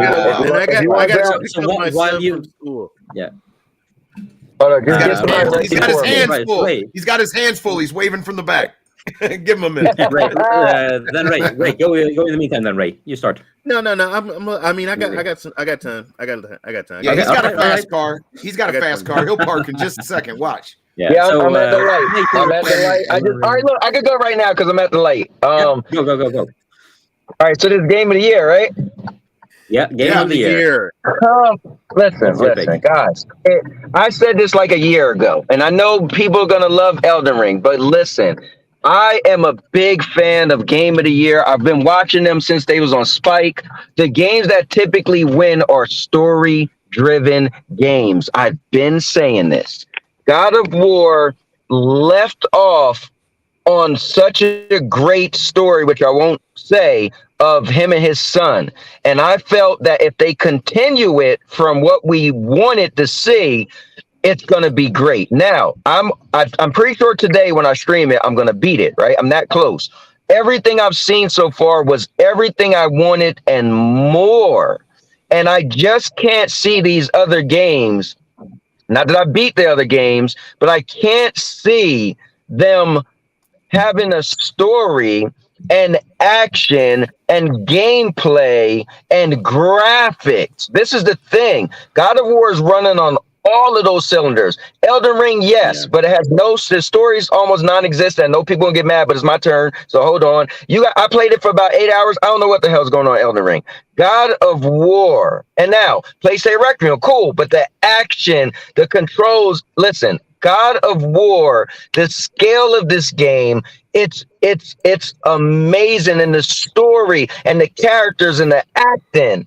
Trust me, this is going to be game of the year. I called it a year ago, and now I can say I actually played it, and it's everything I wanted and more. Right. So, Lo-Fi, what's your pick? Before we get into the discussion, we will. I mean, it's to me, in my point of view, it's between Elden Ring and God of War. But I think Elden Ring. Mm-hmm. Yeah. Just because it's been out for longer, it's had time to sit with everyone longer. Yeah. Ray, what about you? Which is your pick? Man, you got the directed by Miyazaki and George R. Martin. You got two geniuses working on a beautiful, well done game. Elden Ring's Game of the Year. Boom, done. Martinez, what about you? Yeah, and I think kind of just going off what Cowboy said, I agree that if you played Elden Ring for 8 hours, you would feel like it's meaningless because you haven't got far enough to really even know what's going on in the game. But like, I definitely think, like as you go, there's just more and more to it. And I think the game of the year, it encompasses, like we had already talked about, every single piece of everything. So when to me personally, when I add up everything, it has to be game of the year. And I know like the issue with A Plague's Tale Requiem and God of War Ragnarok is they just came out. So you also have that new fresh, it's a new game. It's everyone's like excited to play it and everything. And so like that is definitely, I think, going to play a factor in votes. But the other thing too with Elden Ring is more people could play it. Cowboy, I just want to give you a tip. Don't pay that man to wash your window. He's going to make it more dirty. SPG, what's your pick? Okay. Well, look at the first 4 titles here, guys. A Plague's Tale Requiem, Elden Ring, God of War Ragnarok, and Horizon Forbidden West. Those are some gigantic heavy hitters, man, and no slouch. All of them are top-tier games. I have to think it's going to be Elden Ring. Just because of the type of game it is, and it's the first time they branched out into a semi-open world like that. There's a lot of compelling bosses. And iconic imagery. I think Elden Ring probably pulls ahead, but to be honest, though, I think it's anyone's guess what 4 of those games win. Not that the other 2 don't have a place in this list, but those first 4 are some very big heavy hitters. It'll be one of them. But my guess would be Elden Ring, or my choice would be Elden Ring. Pulse. To To me, I said Xenoblade Chronicles 2. I feel like I've just loved the art style. The music is beautiful. The characters are so interesting and fun, so lovable. The world is absolutely so open, so gorgeous. The mechanics is a JRPG, and it feels fresh in the franchise. And it's a game that I've put like over 50 hours plus, and I'm looking forward to the DLC. To me, I've played God of War and I've played Horizon and I've played stuff, and you just feel like I just mentioned, a little nudge after the first game, where to me Xenoblade feels the most freshest, the most deserving in what I've just said: music, art, accessibility, and stuff like that. And I feel like they just got a good fan base, should I say. And just to have this game on the Switch proves that the developers have put a lot of love and optimization to get it to work, and I feel like that deserves a little bit of nod in the right direction, should I say. Yeah, for me, it's probably gonna be a Playtale Requiem. I think like the way, like the way, like in just in that first opening few hours, like the way you all go from feeling everything is like when it's calm and cozy, it's so calm and cozy. Like the opening intro when you like play hide and seek, the walking through town, it's just so much feel good in just in those moments. Like, it's so well done, and then you go into those more like the tension in trying to escape the like just also just in the intro, like before you even get to the rat, just escaping those bandits. Like it's horror. It was like I was just like I can feel my heart pumping. Like it was crazy how well they play on your emotions, because you are in a lot of ways helpless in the like you can't take these guys down. You just have to be smart about it, and I love the way they've managed it. And then the rat kicking, and you're like, oh shit, this is all going very quickly downhill. So for me, it's Playtale, and I haven't really played much or anything of the others, but like I've seen quite a bit of all of them, and as much as like I agree, it's a toss up between I think all of them really, but like. As good, I think God of War might very, very well win this, or Elden Ring, but I think, in my opinion, it should be Playtale. So yeah, but was there any one of you who picked the one you like? Who did you guys pick the one you want to win, or the one you think will win? Well, I picked the one that I want to win, but I feel like God of War Ragnarok is going to win. I feel like the panel of judges are going to be favoured towards the Sony premium experience, should I say, over a lot of what the fans are going to say. I think a lot of the fans are going to go with Plague Tale or especially Elden Ring, but I feel like the panel of judges are going to go with God of War. Yep. What's crazy right now is that like our panel right here is all over the place, so it's going to be interesting to see what happens. But you know, there's you might think a game is really big, just like we did last year, and they picked a game that I thought did not have a chance in hell. I want someone to pull the rug out from under you. I want everyone to remember this. Every time a Nintendo game wins, you want to picture me. And if Stray wins this, I'm gonna be so happy, because imagine building your first game, releasing it to critical success. Everyone loves it, but it's like you're an indie studio, and imagine then going on to win Game of the Year against fucking God of War. Like that's gonna feel incredible. I would love to see all the talented YouTubers that do animation. Actually, if Stray wins, I'd love to see all the heroes from A Plague Tale, Elden Ring, God of War, Horizon, and just go, "We need to go and get that cat," and it's just a joke. Yeah, put your story down and find that cat. Imagine to see the reactions of them winning. Like that's why I picked it for best indie or anything with indie. I thought Stray did a fabulous job as an indie game, but when you're going up against a AAA God of War, Elden Ring, and a Plague Tale Requiem, I just don't. I don't think it's. I picked God of War. I picked God of War as what I want to win, and I also think it will win. Yep, that was my same vote for Elden Ring. I wanted to win, and I think it will win. But I haven't played any of those games yet. I want to play Elden Ring. I haven't bought anything in a minute. I need to start grabbing some more games. I played a Plague Tale. That's my runner-up. Stray game mod. Yeah, Elden Stray. Yeah, Elden no, Ring. I'm the same. Sounds like a I dirty picked movie, Elden lo-fi. Ring for both reasons. I wanted to win. I think it's gonna win. But yeah, my runner-up is definitely a Plague's Tale Requiem. And like as Bjorn was like Ray, talking through I that. gotta go pick up my son. You guys been great. okay. Anthony, Guys- SPG, Holt, Steve, Lo-Fi, mostly. You guys go Ray. check. Don't forget I'm to out. subscribe to all of these guys, including Ray, because we can go through it later. But don't forget to subscribe to Ray. Where is he? There he is. Well, Add this on. all right, guys. Beyond, I'm not going anywhere. I'm just gonna pull up to my house, and then my Wi-Fi kicks in. It's gonna pull me out and then drop me back in. Yep. So if you see me pop I'll out, I'll see be you right back. Oh yeah, Yeah. just like All he's waving. He'll be waving in the back. Bye, guys. Don't later. They don't let that guy wash your windshield. I'm just saying. It's gonna be Yeah, I'm all already home now. smudged. But So, I like yeah, the way that I if we think- rank them all in order, Plague's Tale will probably fall and everyone's close to second. Should I say Yeah. second? It's on the heels of first. I think a lot of those games are gonna win multiple times. They're in multiple categories, so I think Elden Ring, Plague's Tale. I think they have. They're probably gonna have a very good night. Mhm. I told you it Yeah, was probably. HR. So, is anyone of you gonna watch it live or? Oh yeah. Yeah. Last year I streamed it live, so I'll be streaming it live again. I and- watched just. Sorry, go ahead. Oh no, I was gonna say they actually said you could stream it, and then I streamed it, and the next day they pulled my video down. But it was worth it just to stream. Like you guys are all to chat with a panel as it's going live. It's a cool feeling, right? Like I'm enjoying this, and we're just choosing. We have no clue, but to watch it with your peers and.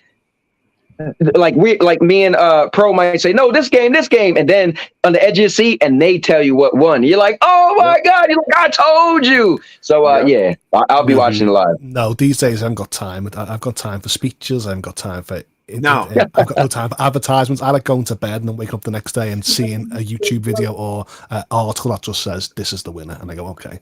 Say who's going to do what I do and just show up to watch for the cringe. Yeah, I can't stand it when, so when much I cringe can't stand in it when those you bring someone in, they stand on the pedestal, and here's the I letter, just- and the winner is and I'm Guys, you know what I just realized? Don't they usually have someone come back, like the winner from past years, coming back to give out the game of the year? No, they always That- have that that same mean- guy. What's his name? No, Oh, I think okay. I think yeah. I mean, I think we're gonna see Joseph Fares coming out and giving out an award, which I just love because that guy is so funny. I mean, it's the fuck the Oscars guy, and I mean, he's just a legend. And I mean, the funny thing is, like, I know the guy. Like, I don't know him personally, but he's a big guy here. Like, he's a big he's a movie director here in Sweden. He had a big career directing movies. Like, I've seen him in media for like the past 20 years. I've seen him listen to him talking podcasts and everything. And I mean, he is just like that. Like that is just like, he wasn't drunk, he wasn't high, anything. He's just like that. Well, see, they're all professional. They're all professional. They're all happy when someone He's not- wins. And I'm that type of guy that's like, if my game's still lost, I want to be the stubborn one that goes, no, don't care. My game should have won. I want to be that stubborn one where I'm like, no, Cowboy, don't care if your game won, mine did. And I want that heated discussion to keep on going on. I don't want to be that person that goes, well done. Let me deserve it. You don't want to shake hands and be like, congratulations. This is going to be a knife fight in an alley after the bar. I'm like the God of War. Do you know how much effort we put in? We put projections in. We've done everything we had to. And no, we still didn't win. Take it down. Yeah, and also any games you're hoping to see a trailer of? So, I mean, we always get the world premiere trailers. And everything. Whoa. Anything special you're looking forward to?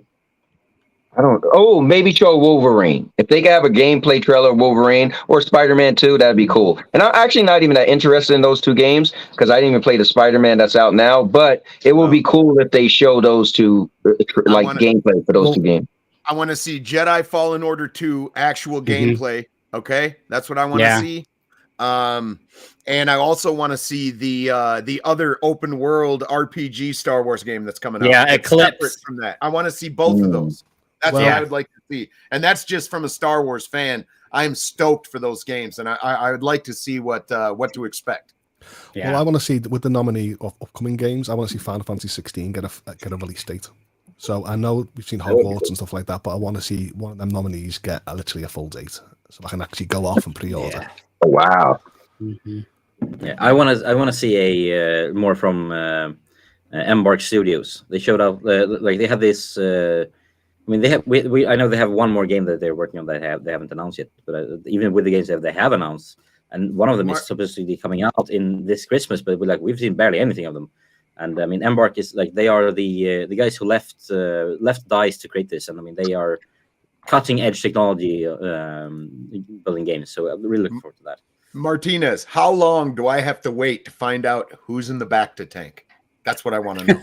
Yeah, 100%, man. I'm super hyped for that. And yeah, I just gotta say, Darth Canuck in the chat said, "No way we get anything from Eclipse. The game's many years away." Are you forgetting that last award is when we first seen it? We found out about that game from this award show. So Just it's a think, year hey, later. Hey, Darth So- Canuck, just think of this. How many times at how many E3s have we saw Skull and Bones? We just saw it again, and it still ain't out. Just saying. Yep. Yeah. My longest one was Kingdom Hearts 3. He's shown it every year, give or take, and it took about 8, 9, 10 years to come out. I'm like, bloody hell, just when's the game coming out? Just Yeah. Fabled. Yeah. Everybody's waiting forever. You know, like Yeah, that's people are coming always too. waiting for that. Yeah, Fabled. You know, Yeah. What's another game? What's that other game? Oh man, I'm spacing what it's called. But they played it. They played like a tease on the What's that? last year. What's that RPG? I'd like to see more of it. It's coming out soon, man. The trailer had an arrow going through combat scenarios, but it's supposed to be a first-person RPG, or action RPG. Oh, right. Is it the Obsidian one? Yeah, Obsidian, I Yeah. think is what it is. Yeah, I yeah. think it's coming out next year sometime. Yeah, that we'll probably see something. I'm looking Yeah, forward. I'd to like this to see a high on gameplay life. trailer of that as well. Yeah, third love, I would Mhm. say. I'm looking forward to You're high on muted, life, cowboy. but there's plenty of stuff out there Um, about it. I think what's Yeah. going to be cool is Xbox is going to have a lot of games to show because Yeah, this they was a very bad year for them. All this delays, but dude, I would love to see a really cool Starfield trailer. Mhm. Like just some really cool trailers for some Xbox games. Like Xbox games were for studios they purchased, and we never seen a trailer yet. And then we're like, whoa! I would love that for them. well, I would love to see some Unreal Engine 5 leaks or some visuals of that. The direct storage, That show would be that fun. off. Might be a bit early though. I mean, there's some really incredible things on the horizon that they could show us potentially. Dragon Pretty Age, exciting. Mass Effect. I'd love to see the Gears 6. So I want to see Stellar Blade, more of Stellar Blade. That's one I'm looking for. Mhm. But guys, I think we should wrap this up because it's getting late, and I think you Cowboy, have a show coming on right soon, right? Yes, sir. So, yeah, gonna go right into some God of War. This would be the final episode, man. I should be done with this game, right? Hope. He should have. I've been tuning in all week. Come on, Cowboy, you can do it. Last hurdle. Yeah, I'm the like, last time I jumped in there, Holtz is like, "Nope, you ain't finishing today." I was Hey. good. I was good because I want to join in like a review with Cowboy and see like what we think about it, and like because we've been God of War fans, and every time I tune in, I'm going, no, come on, Cowboy, you need to. Cowboy. So, What yesterday, you right? want to Next week. avoid, what you want to avoid is saying stuff like, "Hey, I'm going to beat this game this time, or I'm going to eat my shoe." You got to be careful what you Oh say. yeah. So yesterday, right? Yeah, I don't want to turn out like you. Yesterday, I was like, this is the final thing, and in the very beginning, Maker was like, no, you got like 7 hours. I was like, what? 7 hours? on stream, Cowboy went, yeah, but Holtz, you cheaters, you got the game 5 hours early. I said, yeah, but I completed it 4 days ago. And he's like, how many 24 hours have you had more and more? Yeah. Hold on. Let me tell a crazy story. So Holtz, we're both the night is coming out, right? Holtz and I was on the same panel, and so it just clicked to Holtz. He thought we was gonna get it at the same time. So Holtz, you're gonna get it earlier. He's like, wait, what are you talking about? So Holtz got his countdown. I got my countdown. His countdown is 5 hours earlier than mine. He was like, oh, so it was like when his countdown hit, he was like, yeah, I'm getting tired. I'm about to go to bed. I was like, yeah, right. Nice. I've never been so stressed in my life because Maker said he was going to complete it first. Cowboy said it, and I was like, "Oh, I'm going to complete it first." No, not believing I never had no chance. Then I was like, "Yeah, come on, day in." And then I took you a day did. off work. Took a day off work. Then on the weekend, I just smashed it. And people are like, "Wow, you finished it in 23 hours." I was like, really? Did I? Oh, there you go. Yeah. So SPG, what's going on with you in this week to come? You left. Might be muted. No. While we wait for SVG, Love Boo. No, what do you have going on? What's up? Just some probably exploring some more Game Pass, maybe some GFN. I definitely need to go play a little Luna. But yeah, probably just exploring more of Game Pass and checking out what's new there. Yeah, Martinez, what's happening with you?